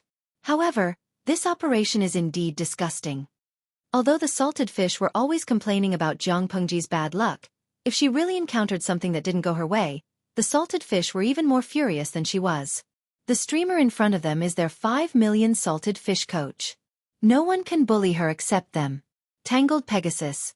Sigh, am I the only one worried about Zhang Ping and the other two? Although this was done by a spy, they are also responsible for their negligence. The missing drawings are most likely a military secret. These charges are probably not easy to get away with. Because Zhang Ping and the others were technical geeks and engineering students, they rarely appeared in front of Jiang Pengji, and the salted fish rarely saw them. Even so, the salted fish still quite liked the three, and there were also spontaneously organized fan groups among the people. Zhang Ping and the others made a big mistake, and the salted fish could not help but feel worried for them. When Bai Ning and the others pleaded for mercy, some salted fish also echoed and pleaded for mercy. Some salted fish even suggested crowdfunding to reduce the punishment. However, a few salted fish bosses saw it clearly. In Yuejia Zhuge Qinma. Not to that extent. The charge of inadequate supervision can be serious or minor. It all depends on the streamer's choice. Zhang Ping and the others did not collude with the spy, and the streamer has been vigorously supporting technological research and development. She will most likely be lenient. While the salted fish argued endlessly, Jiang Pengji also made a statement. She fined Zhang Ping and the others a year's salary. It was a small punishment but a big warning. At the same time, she asked the three to reflect on their actions and settle the score when they returned. For three highly paid personnel, this little punishment was really just a drizzle. Bai Ning secretly heaved a sigh of relief and stopped pleading for his daughter, lest it backfire and make the Lord hate him. He changed the topic at the right time and turned his gaze to the spy named Xueqi. He must catch him and punish him. Jiang Pengji said expressionlessly, "How can it be so easy to catch him and punish him? We still don't know who Xueqi is working for." Even though Feng Jin, Su Ku, and the others had immediately sent troops to capture them, they were too late. The golden period had long passed. Because there was no progress in the pursuit, they could only quickly order the various checkpoints to pay attention to suspicious people. They would rather catch 1,000 wrongly than let one go. When Xueqi's news reached Jiang Pengji, there was no news of the spy anywhere. It was as if he had vanished from the face of the earth. Everyone could only speculate which faction Xueqi belonged to based on the clues left behind. Xueqi's case was very serious, but Jiang Pengji was at the front line. She had no extra energy to look for a needle in a haystack. After discussing for a while, everyone dispersed. Wei Xi took a stroll outside and returned. Jiang Pengji said, "Aren't you burying your head in the sand? Apart from a few people with bad eyesight and a few people with no brains, who doesn't know that you and I have been in cahoots for a long time? If you go out for a spin and come back, it will give people the feeling that you're hiding something and make them suspicious." When Wei Xi heard the words hooking up and committing adultery, he immediately felt that his lord needed to take up some cultural lessons. "I know that person called Xueqi." Wei Xi coughed softly and briefly explained the reason for his visit. "What? You know him? Why didn't you say it just now?" Jiang Pengji knew the reason after thinking for a while. "It's inconvenient to say?" Wei Xi knew him, but it was inconvenient to say it. The only explanation was that he knew Xueqi in his previous life. "It's indeed inconvenient. Although we don't have any interaction in this life, we met a few times in our previous life. I know a little." In this life, Wei Xi and Xueqi did not have any interaction at all. He could not possibly use the excuse of calculating with his fingers and observing the sky at night to fool people. He continued, Shi Zhong's ancestral home is in Zhongzhou Maozhou. Because of his inelegant appearance and short stature, he was rejected to become an official. In this era, one could not become an official just by having talent and background. It also depended on one's height, appearance, physical disability, and skin that was exposed. In short, if one did not look good, he would not be qualified to become an official. He could only be an ordinary person for the rest of his life. Even if there were other ways to become an official, he would most likely not be put in an important position. He would be mediocre for the rest of his life and would not be able to stand out. Yes, the world that valued appearance was that cruel. As a member of the club that did not meet the standards for looks, Shi Zhong's experience was naturally bumpy. He first sought refuge with the local gentry family in Maozhou as a guest. Because he was ugly and had no ability, he sat on the bench for a year. They did not want to keep a freeloader, so they tactfully chased him away. Shi Zhong could only look for another family. Finally, under the recommendation of a friend, he entered the Wei family in Bianzhou and became a guest. The Wei family in Bianzhou? Isn't that the birthplace of your ancestral home? Wei Ci nodded and replied, My ancestor was indeed a branch of the Wei family in Bianzhou and finally settled in Langya County. However, the branch in Langya County moved back to Bianzhou 10 years ago in order to protect the descendants of the family. This is also a way out. In her previous life, Wei Ci followed them to Zhongzhou at that time. In this life, he rejected it and stayed in Langya County with a few servants. Jiang Pengji nodded and did not interrupt. Wei Ci continued, The Wei family in Bianzhou have many handsome men. With Shi Zhong's looks and talents, he became a guest under the Wei family. One can imagine his situation. Jiang Pengji looked at Wei Ci's face. She deeply agreed with the phrase, The Wei family has many handsome men. In that case, the person who sent him to be a spy is very likely to be your elder brother? Jiang Pengji remembered that the Wei family was considered a first-class gentry family in Bianzhou. A few years ago, the Wei family's status was not as high as it was now. They had no right to order the Wei family's guest to be a spy. After thinking about it, she found a possibility. Shi Zhong was sent by Wei Qiong. My lord's guess coincides with mine, Wei Ci said. In fact, Shi Zhong was one of my elder brother's men in my previous life. Of course, Shi Zhong did not have the opportunity to be a spy in his previous life. When their emperor attacked Zhongzhou, Niel Yang had already knelt down. His elder brother Wei Qiong had been depressed for many years and passed away before he was 50. What abilities does Shi Zhong have? Wei Ci smiled and said, He doesn't have many abilities. He just has a good memory, good handwriting, and looks honest on the outside. My elder brother in my previous life took a fancy to this. That's why he let Shi Zhong stay by his side to help organize the documents. Occasionally, he would write and correct some chores. Shi Zhong has never stood out in his life. His mother has a stubborn personality. She chased away a few daughters-in-law and insisted that her son marry a good one. Jiang Pengji frowned. Who did Shi Zhong marry in the end? Wei Ci said, General Bai Ning's only daughter, Bai Yuexia. How can that be? I don't have much contact with Bai Yuexia, but I know that she has a strong temperament. How could she fall for such a person?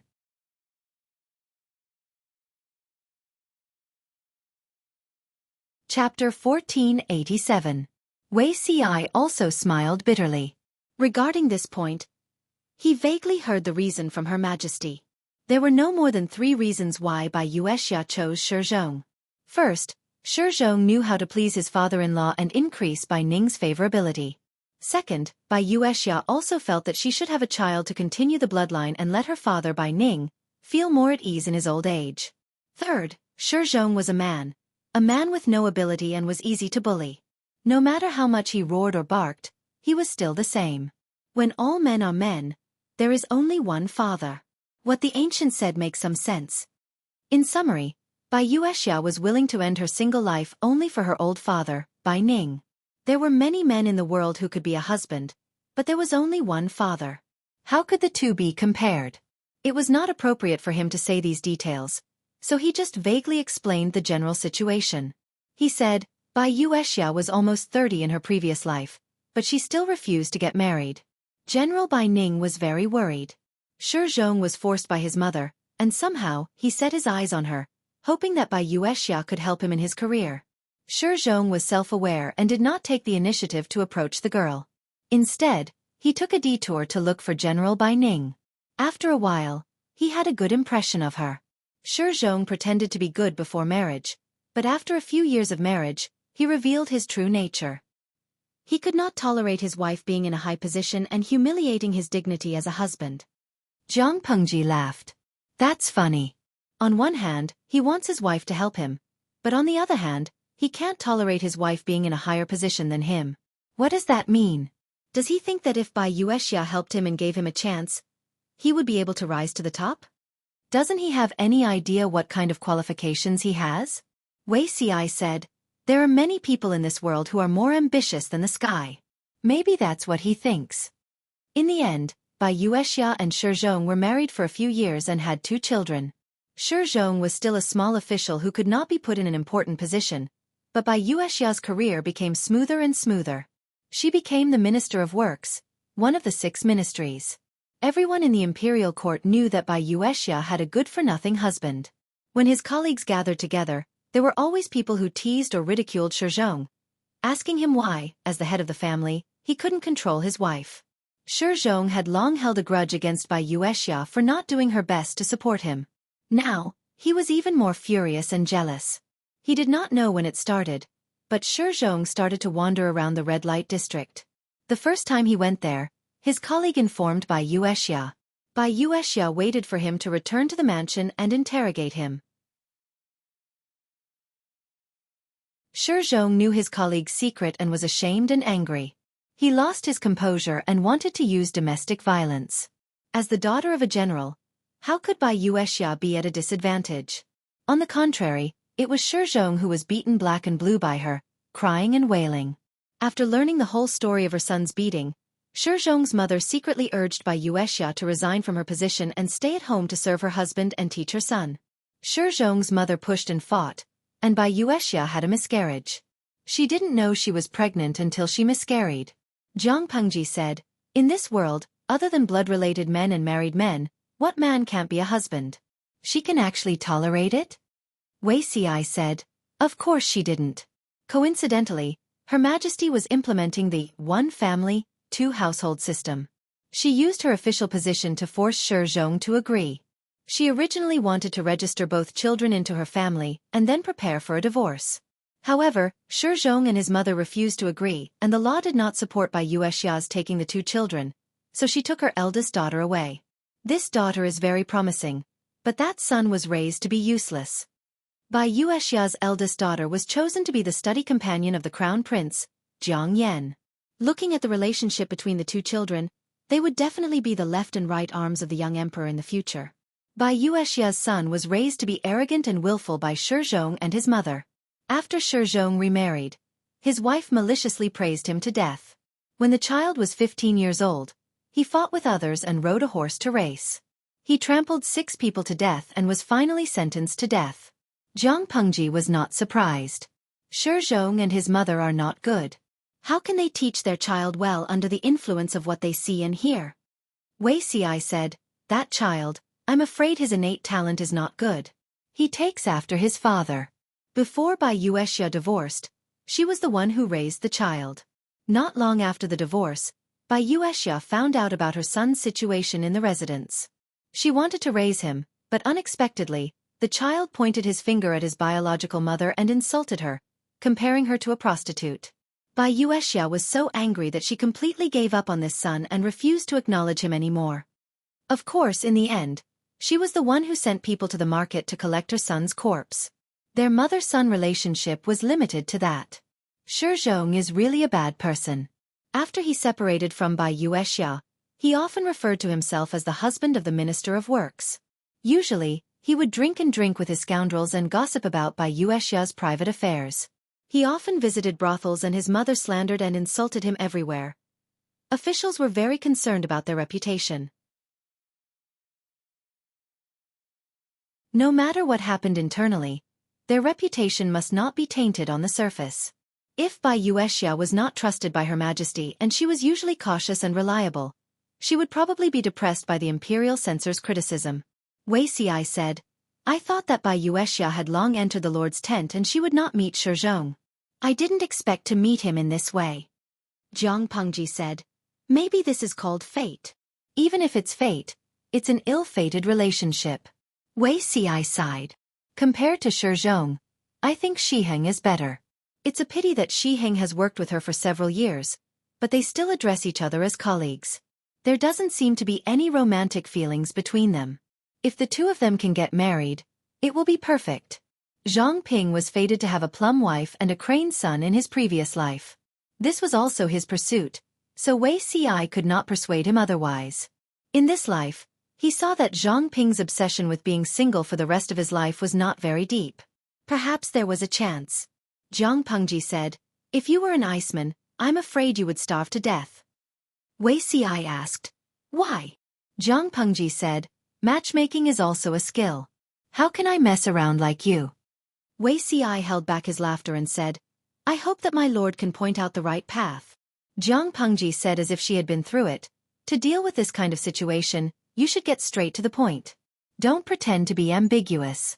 Ask them what their impression of each other is and whether they are willing to lie in the same coffin after 100 years. Won't that solve the problem? Xueqi was speechless. Wasn't this too simple and crude? I'll go back and try.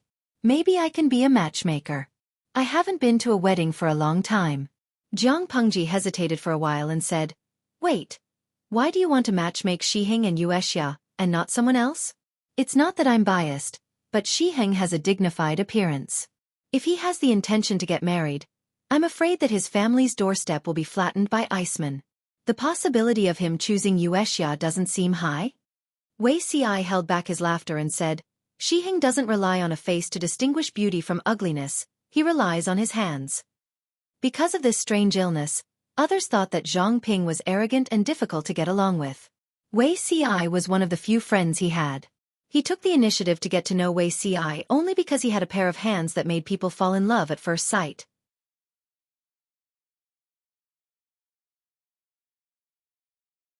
Chapter 1488. So he's face-blind. Based on his situation, it's indeed difficult for him to find someone he likes.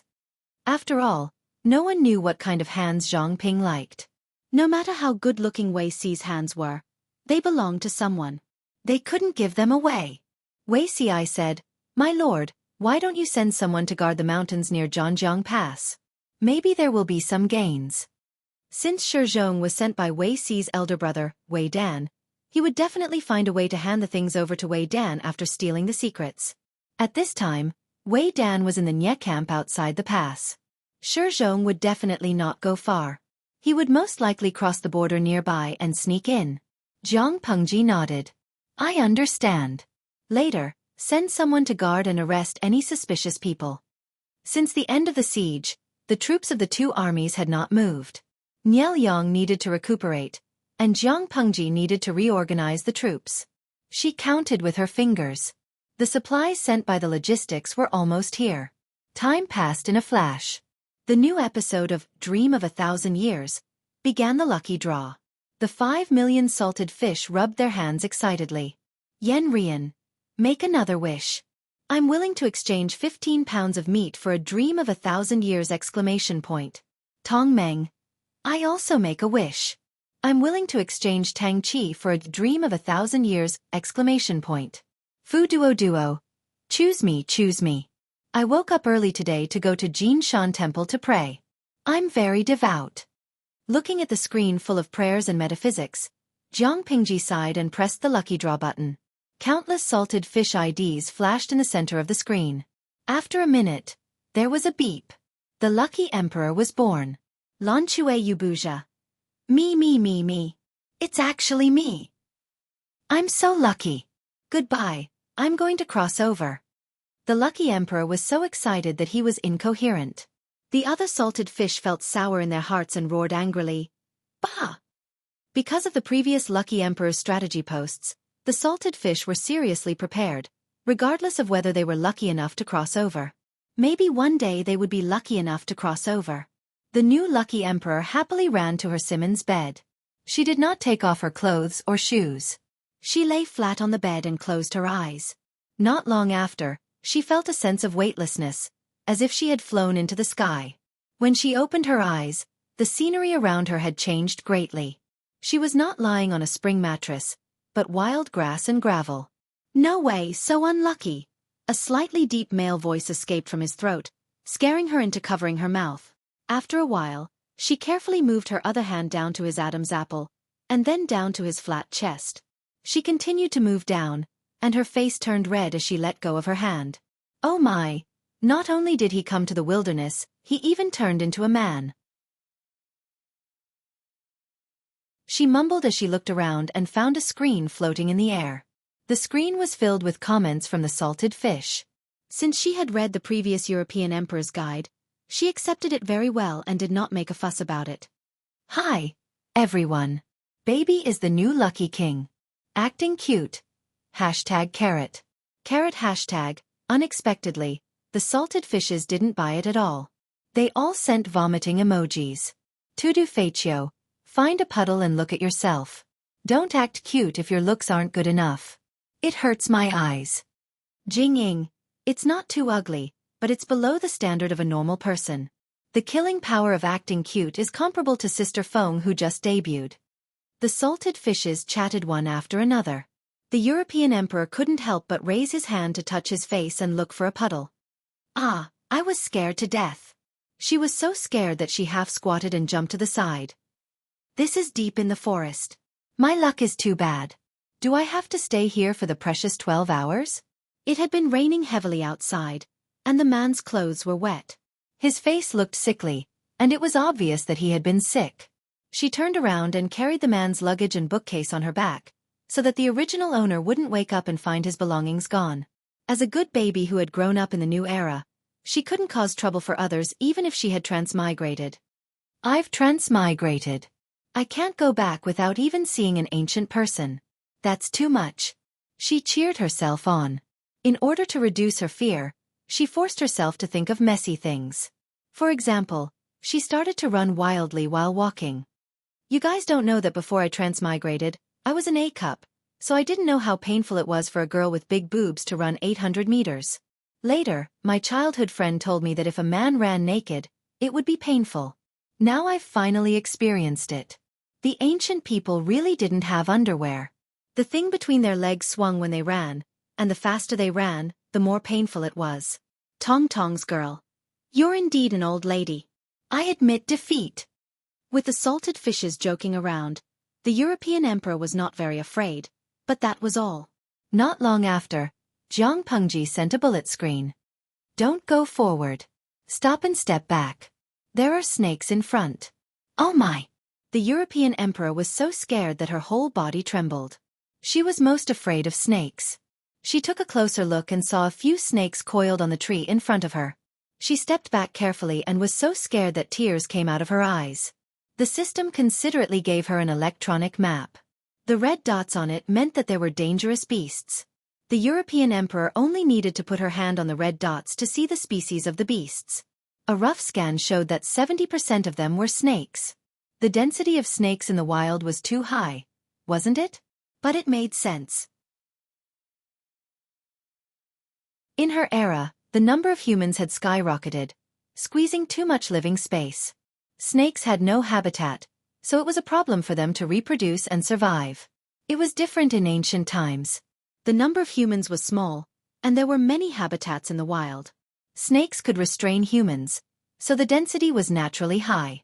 Careful to avoid dangerous creatures, she climbed down the mountain, stumbling.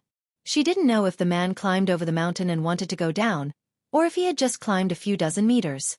Anyway, she refused to stay in the forest with wild beasts. After spending more than an hour, she finally went down the mountain. Oh my, there's smoke over there. It's almost noon. She could vaguely see smoke rising from the horizon, and she could vaguely see the outline of some buildings. Her heart was moved. She opened her arms and hugged the sky. She felt better than ever. Jiang Pengji was speechless. Wait a minute. The environment that this lucky emperor was in seemed a little familiar. At that moment, Jiang Pengji felt that the camp was boring. She randomly found an excuse to patrol the camp and the two of them took a walk on horseback. Of course, to ensure safety, There were hundreds of guards following behind them. While they were chatting, they paid attention to the European emperor in the streaming room, in case the child was stopped by the poisonous snakes. "Little Erlang, carry your school bag to school." The European emperor hummed a nursery rhyme and found a white horse in a red dress reflected on the stream not far away.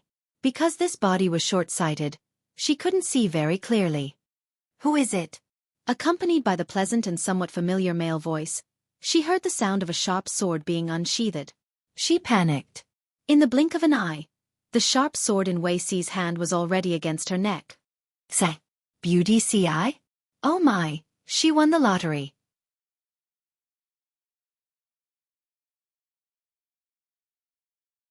Chapter 1489. Beauty Ci? Wei Ci did not know if she was referring to him, but just the word beauty was enough to make him angry. No matter how well-mannered Wei Ci was, he could not hold it in any longer. He angrily rebuked, "Lecher!" "Die Lecher?" The salted fish Lucky King could not help but exclaim, "Even scolding people sounds so nice." Zhang Pengji knew very well that even though she said that Wei Si's martial arts skills were at the level of a small class of square dancers, it was not a problem for him to deal with an empty-handed salted fish who was obsessed with beauty.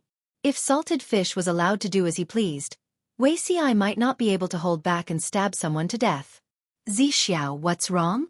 Zhang Pengji clamped the horse's abdomen and walked forward leisurely. White snorted and did as she said. It looked extremely docile. Hearing these words, the salted fish Lucky King could not help but look at the newcomer. Because she was short-sighted, she couldn't see clearly at first. She only saw a red shadow on a white horse approaching her. When the other party arrived in front of her, four words suddenly popped up in her mind. Fresh clothes and furious horses.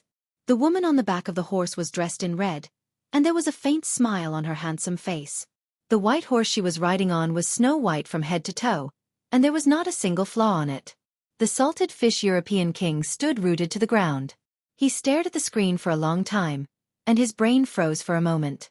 Unbeknownst to him, the live stream was already bursting at the seams.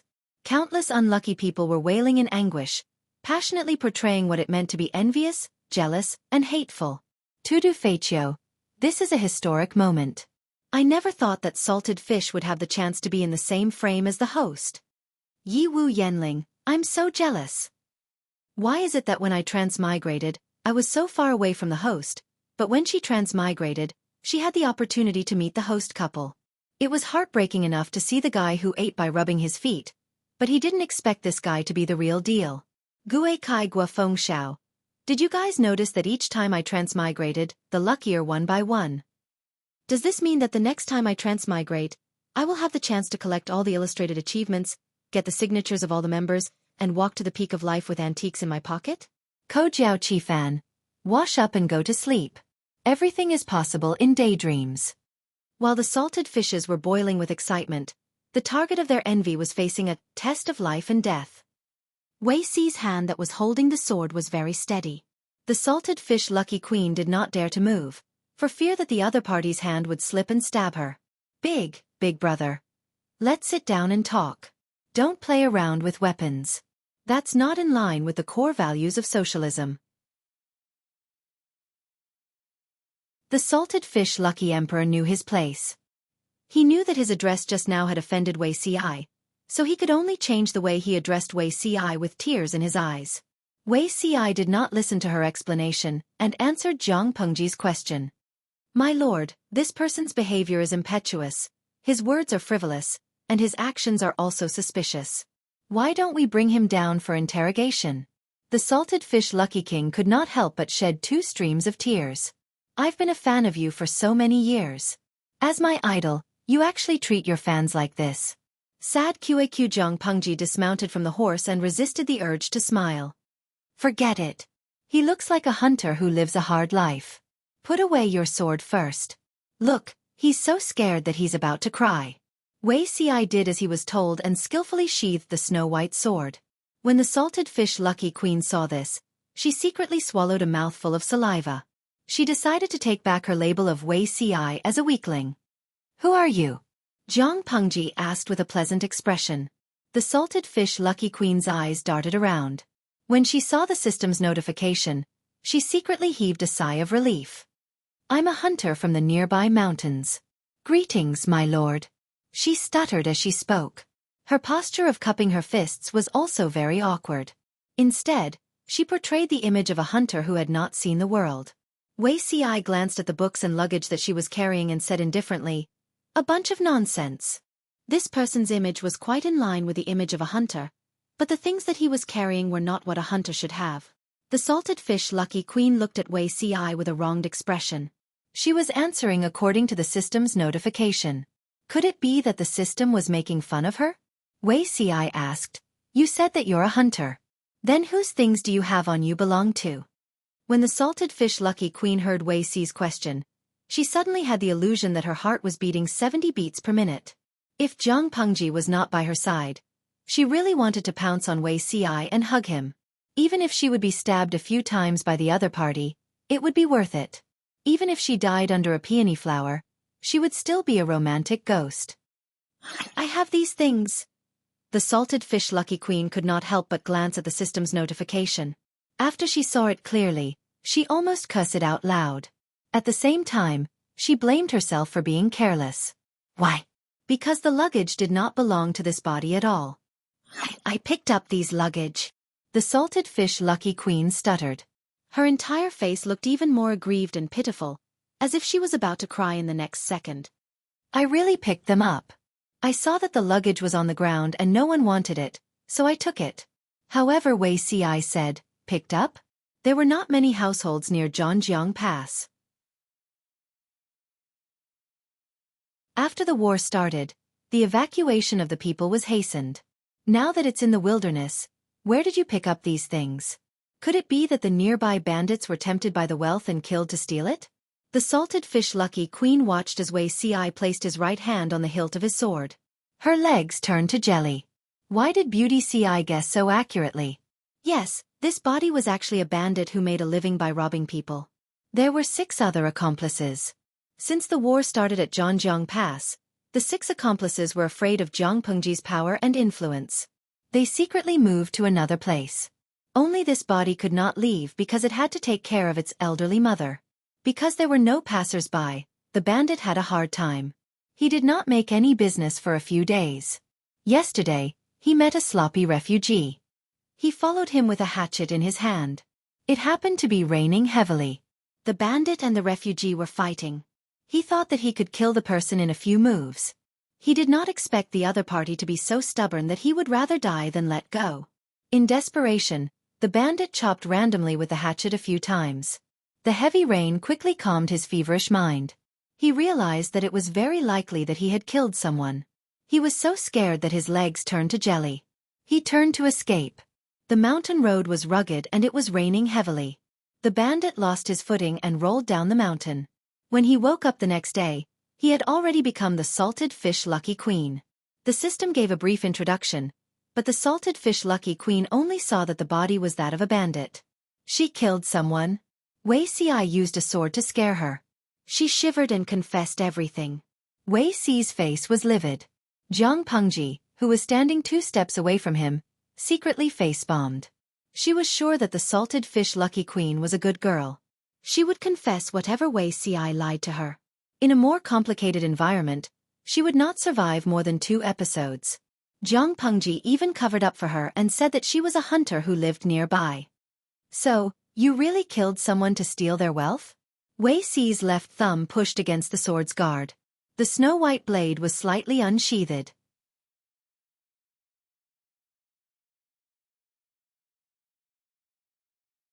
Chapter 1490. She thought she was lucky enough to meet 2 of her idols. She didn't expect Wei Ci, one of her idols, to want to kill her. Was she going to be the first unlucky person to die in the hands of her idols in the history of Dream of 1,000 Years? The more she thought about it, the sadder she felt. The more she thought about it, the more she wanted to cry. At the critical moment when her life was threatened, she cried herself hoarse. Wei Ci was speechless. This bandit was not tall, but his muscles were solid. He belonged to the short and capable type, and he had a ferocious appearance. He didn't expect that the honorable person, who could cure children's cries at night, would have a cowardly and weak heart. He only said a few words, and the other party actually cried. No matter how bad Jiang Pengji's temperament was, she would not deliberately humiliate someone who treated her sincerely. The lucky guy in front of her was even her fan. Zixiao, why don't you send someone to investigate the things he robbed? Even though he is a robber who has done many evil things, his filial piety is commendable. The law is nothing more than human feelings. If you really want to punish him, you have to let him settle down his old mother at home first. We can't let the old lady lose her son and have no one to take care of her. Jiang Pengji's voice was like the sound of heaven to the salted fish lucky guy's ears. What do you think? Wei Xi took 2 steps back and bowed. It's all up to you, my lord. The salted fish lucky guy heaved a sigh of relief. His eyes were as red as a rabbit's, inexplicably weakening his fierce temperament. Jiang Pengji said, I'll keep an eye on him. Zixiao, go and investigate. Let me know the results. Wei Xi disagreed. This person is a robber after all. What he does is murder and robbery. How can my lord be with him? Jiang Pengji smiled. If he had the ability to hurt me, he wouldn't just be a robber. After Wei Xi walked a few steps away, the salted fish lucky guy's expression instantly brightened. He lowered his voice and said, Streamer, you're amazing. She thought Wei Xi was a soft and cute scholar. She didn't expect to meet him face to face, only to find out that she was intimidated by Wei Xi's aura. Jiang Pengji said, You don't have to worry about your safety in the few hours you stay here. It was fine in the past. After all, the salted fish were far away from her. But now she was right under her nose, and they were near the battlefield of the 2 armies. If he left her to wander outside alone, who knew if she could survive for more than 12 hours? He should at least take care of her a little. It was just a short sentence, but the salted fish European king felt extremely comfortable and safe. Streamer, you're so nice. You're a good person. Her eyes were red as she said, If it weren't for Beauty Ci, I would really want to hug you.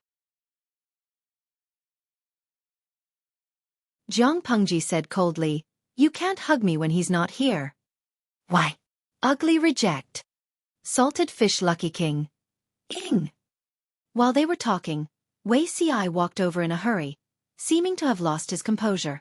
In his hands were a few pieces of fine silk cloth. Master, look! Wei Xi handed the cloth to Jiang Pengji. She took it and unfolded it. She frowned slightly. On it was a drawing of the woodworking workshop's top secret. She gestured at salted fish with her peripheral vision and asked Wei Xi, Shizhong. Wei Xi shook his head. This person is definitely not Shizhong. He didn't have much interaction with Shizhong in his previous life, but he had met him twice in a hurry. If salted fish European king's body was really Shizhong's, there was no reason that Wei Xi couldn't recognize him the first time they met. In that case, the refugee he robbed last night was Shizhong? Jiang Pengji suddenly didn't know whether to laugh or cry. The possibility of this guess is very high, Wei Xi said calmly. Shizhong didn't have such experience in the past. Zhanjiang Pass is located at the border between the 2 countries. The atmosphere is chaotic and bandits are everywhere. He avoided detection and tried to cross the mountain. It's hard to guarantee that he won't encounter bandits who block the road and rob him. In the previous life and this life, everyone's fate had changed greatly. Shizhong was still as unlucky as ever. Jiang Pengji said, Send someone to search the mountain. I want to see him alive or dead. Regardless of whether Shizhong was truly loyal to her, he had worked under her for a few years. Wasn't it a betrayal to betray his master now? She could tolerate the shortcomings of her subordinates, but she couldn't tolerate her subordinates betraying her. Traitors had to die. It's best if he's alive. I'll kill him myself. Salted fish European king interrupted and asked her, What if he's dead? Whip the corpse. You have a heavy taste. Wei Xi's face darkened and he scolded, Don't be rude. Salted fish European king immediately became as quiet as a quail. She didn't even dare to look around. The real Beauty Ci was very different from the gentle gentleman she imagined. She felt pressured. Jiang Pengji heard her ridicule and laughed. Do you know? This is the difference between the original and my peers. Incisive. Salted fish gave Jiang Pengji a thumbs up. Human nature was complicated. People would show different faces to different people. Wei Xi was no exception. To friends, he was talkative and considerate. To outsiders, he was elegant and dignified. To his lord, he was loyal and devoted. To those who offended his lord, he naturally had a stern and angry side.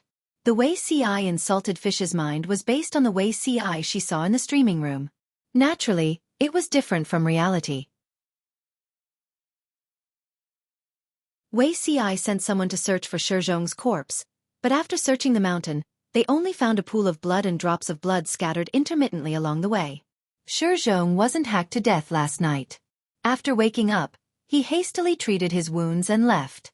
Looking at the time, he's most likely at the Nye camp. Wei Ci said, "When I sent people to search the mountain, the soldiers reported that there were obvious footprints nearby. The number of people was between 15 to 20. This group of people seemed to be looking for something, but they returned home when they couldn't find it. I boldly guessed that this group of people was led here by Shizhong? Most likely so." Jiang Pengji silently calculated the time in her heart and roughly reconstructed the process. The bandits slashed Shizhong randomly and thought that he was dead. In a hurry, they ran and fell down the mountain. In fact, Shizhong only fainted. When Shizhong woke up, he knew that he couldn't snatch the things from the bandits alone. He could only continue to climb the mountain and seek refuge in the Nye camp. Then, he would bring people to look for the bandits. Unexpectedly, the bandits were transmigrated by Lucky King. Lucky King mistakenly thought that the stolen things belonged to the bandits and brought them down the mountain. If Lucky King didn't transmigrate or didn't take the things, these things would have been taken back by Shizhong. This speculation made sense. Jiang Pengji smiled and said, "In that case, this bandit did a good deed?" Salted Lucky King rushed to say, "Does this count as me atoning for my crime?" Wei Ci was non-committal. Jiang Pengji took the opportunity to ask, "You can say so. Do you have any wishes?" Salted Lucky King's nerves were tense and she suppressed her wildly beating heart. She had to think carefully about what she wanted. There was only one chance, so she couldn't make a hasty decision. After thinking about it, Salted Lucky King realized that she was also a greedy person. She actually wanted everything. In the end, she asked for everyone's autographs. Jiang Pengji took the initiative to give her a set of fashionable headwear for women. "I saw the bullet screen earlier. You seem to have mentioned that you're getting married soon. This is my gift." Salted Lucky King was stunned on the spot. Her cheeks were fluttering red.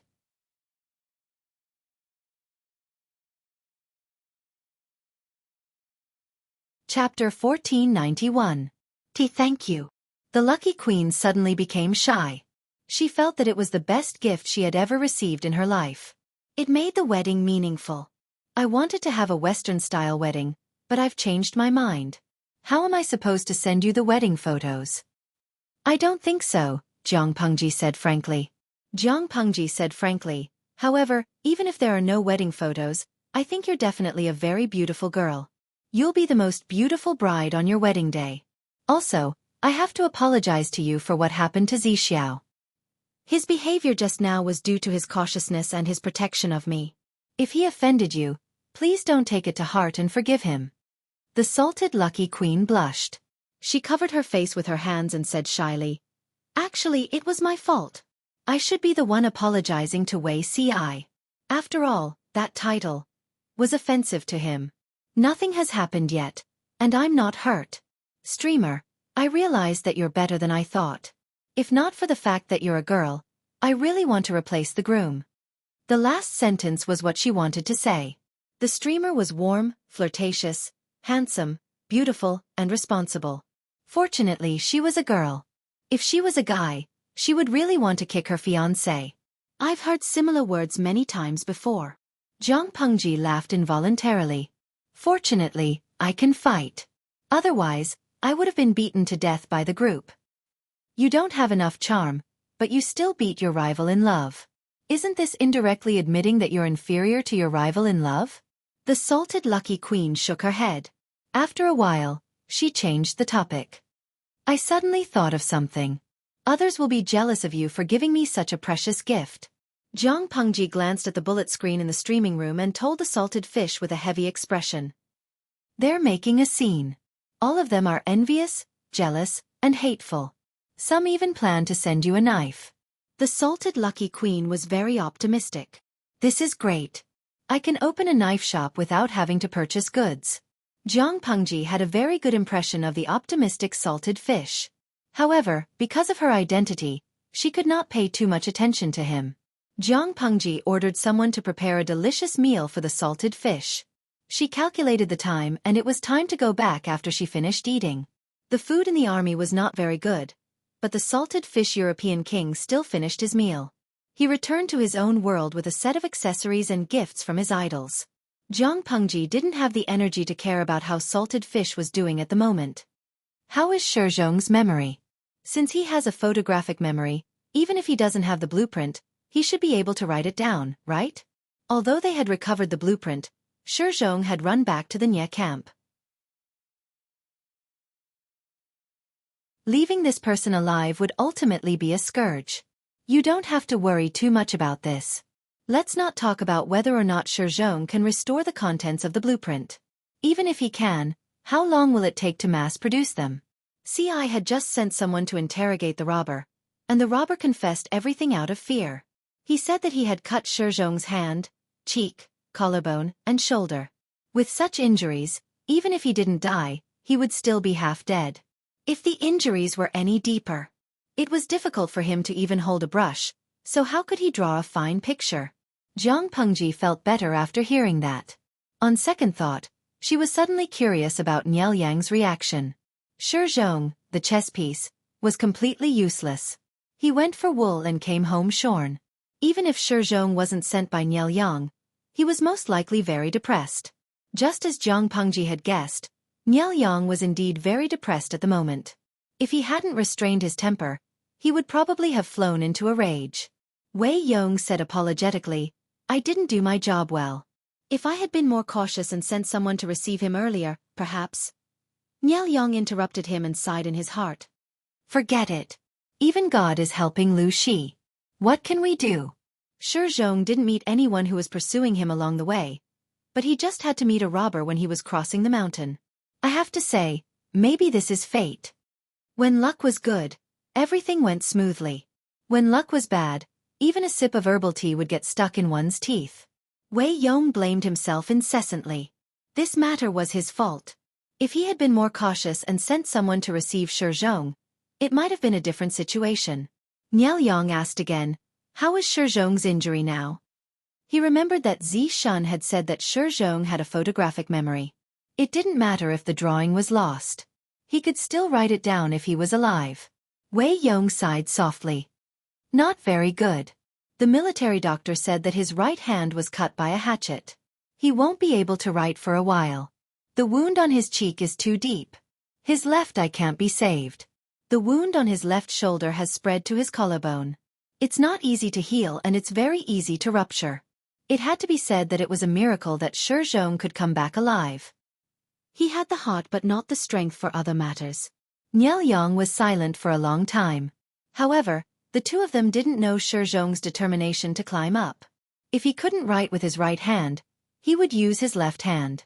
If his left eye was blind, he would only keep his right eye open. If he couldn't move the wound on his shoulder, he would lie down and draw. He had endured humiliation for so many years before he finally got the perfect opportunity to be promoted. How could he give up halfway?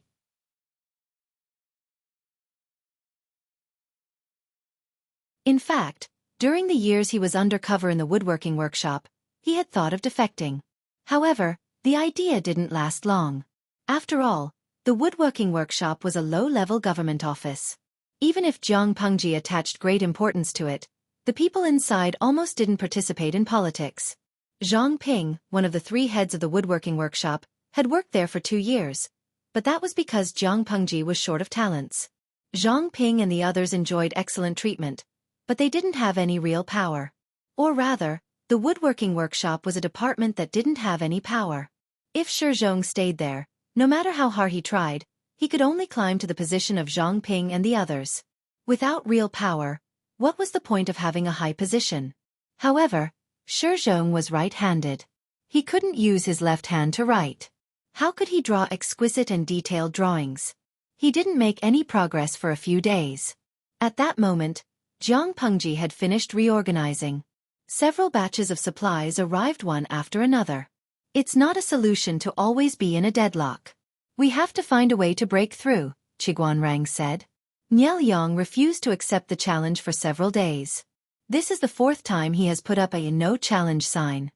Even though Niel Yang had put up a no challenge sign, Jiang Pengji could still fight if she wanted to. However, they were holed up in the camp. There were more than 200,000 troops in the camp. Jiang Pengji still had to defend Zhanjiang Pass. It was impossible for her to attack with all her might. Therefore, she could only watch helplessly when they put up a no challenge sign. There are only two ways to deal with such a situation. First, find trouble with them. Second, if there's no trouble, then create trouble. Qiguanrang glanced at his lord from the corner of his eyes. She was the one with the most crooked ideas. Someone suggested, why don't we try to lead the troops to attack at night? Jiang Pengji said, 1,000 people to sneak attack a camp with more than 200,000 troops? If we can't hurt them, we can only let them have a good dream. This idea was too bad. However, let them have a good dream? Niel Yang was now a patient. He probably couldn't stand the torment. Bai Ning said, I have an idea. Jiang Pengji said, tell me about it.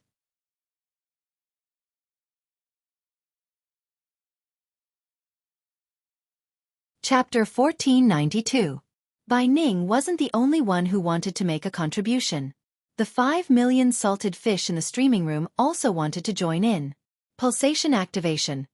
Come up with a plan to build up your character and beg for an adventure called Dream of 1,000 Years. I want to be a top scholar. After searching for a long time, I suddenly saw the content of General Tiandan of Qi setting up the Flaming Bull formation during the Warring States period. I think it's possible. Does the streamer want to get 1,000 bulls to give it a try? Tie a knife to the bull's horns, tie hay to their tails and ignite it, then charge at the enemy's camp. Tudu Feichio. Save it, don't come up with a bad idea. If you want to use this idea to build up your character, I'm afraid you won't have any adventure in your next life. The big boss is a big boss. He has the demeanor of a master when he speaks. Gue Kai Guo Fengxiu. The Flaming Bull formation sounds awesome, but it's actually very unlikely. If I remember correctly, during the Civil War before the founding of the People's Republic, both parties tried the Flaming Bull formation, but it didn't work because the frightened bulls wouldn't charge at the enemy. Tie a knife to a bull's horn? Be careful not to stab your own people. The Flaming Bull formation? It's better to make a bull formation. It's more feasible. After all, animals can't understand human language, and it's impossible for them to obey orders like soldiers.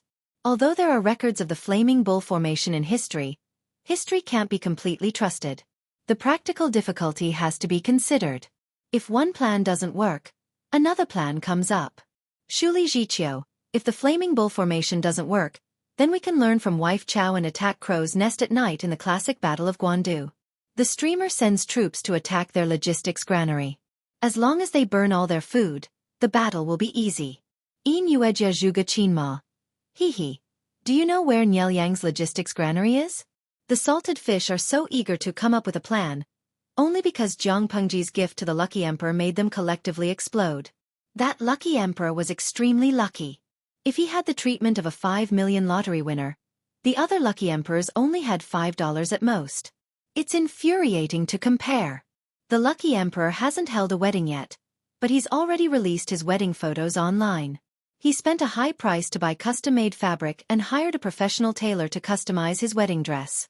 It's a perfect imitation of Lu Zhao's wedding dress. There are more than 20 pieces of headgear scattered. When he wears all of them and puts on his wedding dress and makeup, everyone is envious. The lucky king added another sentence. This will be a family heirloom in the future. It will be passed down to the daughter and not the son. I hope that the daughter in the future will also be beautiful. The European emperor posted a photo of the salted fish downstairs acknowledging his mother-in-law. Because of this lucky emperor's fortuitous encounter, the salted fish were even more enthusiastic about Dream of 1,000 Years. It was unknown who said that speaking more in the live broadcast room could increase the chance of winning a prize, but the number of bullet screens had doubled in the past few days. The salted fishes tried their best to come up with suggestions, but Jiang Pengji did not accept any of them. Bai Ning's suggestions were somewhat feasible. Everyone discussed and came up with a rough battle plan. As the saying goes, if the mountain is not me, then I will be the mountain. So what if Niel Yang keeps hiding? Since a frontal battle during the day would not be able to inflict serious damage on them, they could only try to do so at night. Jiang Pengji had initially rejected the idea of attacking at night, but after Bai Ning's improvement, attacking at night was not a bad idea. As everyone knew, before Bai Ning followed Jiang Pengji, he was in the firecracker business. His ancestral skills were very reliable. Therefore, that night, the Nye camp was still peaceful. The patrolling soldiers handed over their shifts as usual. The bonfire outside the camp occasionally made one or two crackles. Because Nye Yang was not feeling well, Nye Qing took the initiative to take on the trivial military affairs. He tried his best to help his father share the burden. Occasionally, he would ask his father-in-law, Wei Dan, for help when there was something he did not understand. With Wei Dan's careful guidance, Nye Qing was a smart person who could understand with a little guidance. He quickly got the hang of it. He was busy, but Nye Yang was still idle. I really don't know what you're afraid of. Do you really not trust me? Nye Qing knew the reason why Nye Yang was unwilling to get involved in military affairs. It was because Nye Yang was the legitimate grandson of the third branch. Nye Yang, who was in power in the Nye family, was the eldest legitimate son of the fifth branch. Nye Yang was worried that if he got involved in too much military power, he would arouse Nye Yang's suspicion and dislike.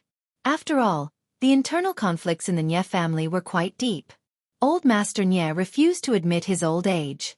Everyone felt that they were qualified to be in charge of the Nye family, so they disliked each other. Thinking of this, Nye Qing could not help but chuckle. Although he and Nye Yang were cousins, their relationship was better than that of real brothers. How could he be so suspicious of his own brother? Nye Yang lazily turned over. He said, "That's not it.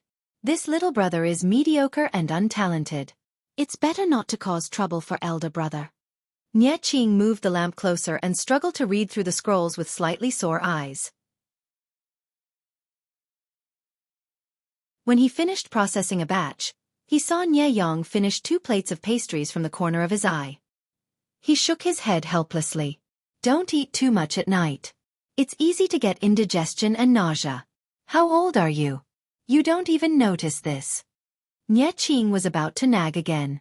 Nye Yang's heart thumped. He mentally prepared himself to be chanted. Nye Qing was good, but he was too involved. This made him feel uncomfortable. As they spoke, a burst of hurried footsteps came from outside the tent. Reporting, Nye Qing said. What is it? The messenger said, enemy figures have been discovered in the southeast barracks. In an instant, the words night attack appeared in Nye Qing and Nye Qing's minds. Send orders everywhere to guard against the enemy. Nye Qing asked again, how many enemies are there? Of course, the messenger did not know. However, he was sure that the enemy was not large. There were no more than 1,000 of them. A night attack of 1,000 was not enough for the Nye camp, which had more than 200,000 soldiers. What can 1,000 men do? Not to mention that they were discovered by our army. Rather than saying it was a night attack, it's more like seeking death. Nye Yang pretended to analyze in surprise. He then guessed, elder brother, maybe the enemy has other troops. Are they trying to create a diversion? Even though he hated the system to the core, he had to admit that having such a thing was equivalent to having a clairvoyant and clairvoyant. According to the feedback from the system, the enemy had 3,000 men. They were split into 3 groups of 1,000 men each. The troop that the messenger reported might have been a fog bomb to attract their attention. The enemy still had a backup plan. Nye Qing said solemnly, this matter needs to be reported immediately. We cannot delay it. He had just stepped out of the tent when he noticed a fire burning in a certain direction. The enemy had attacked? Before he could finish thinking, there was a series of firecrackers exploding in another direction. As if to cater to these 2 changes, there was another ambush. The enemy shot hundreds of fire arrows into the Nye camp. When Wei Yong heard the news, he was so angry he almost cursed. What are the night patrols doing?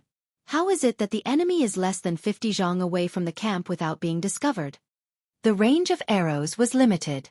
Even the longer-range crossbows had to be close enough to shoot the fire arrows into the camp. Wei Yong wanted to vomit blood, but he did not discover them at such a close distance.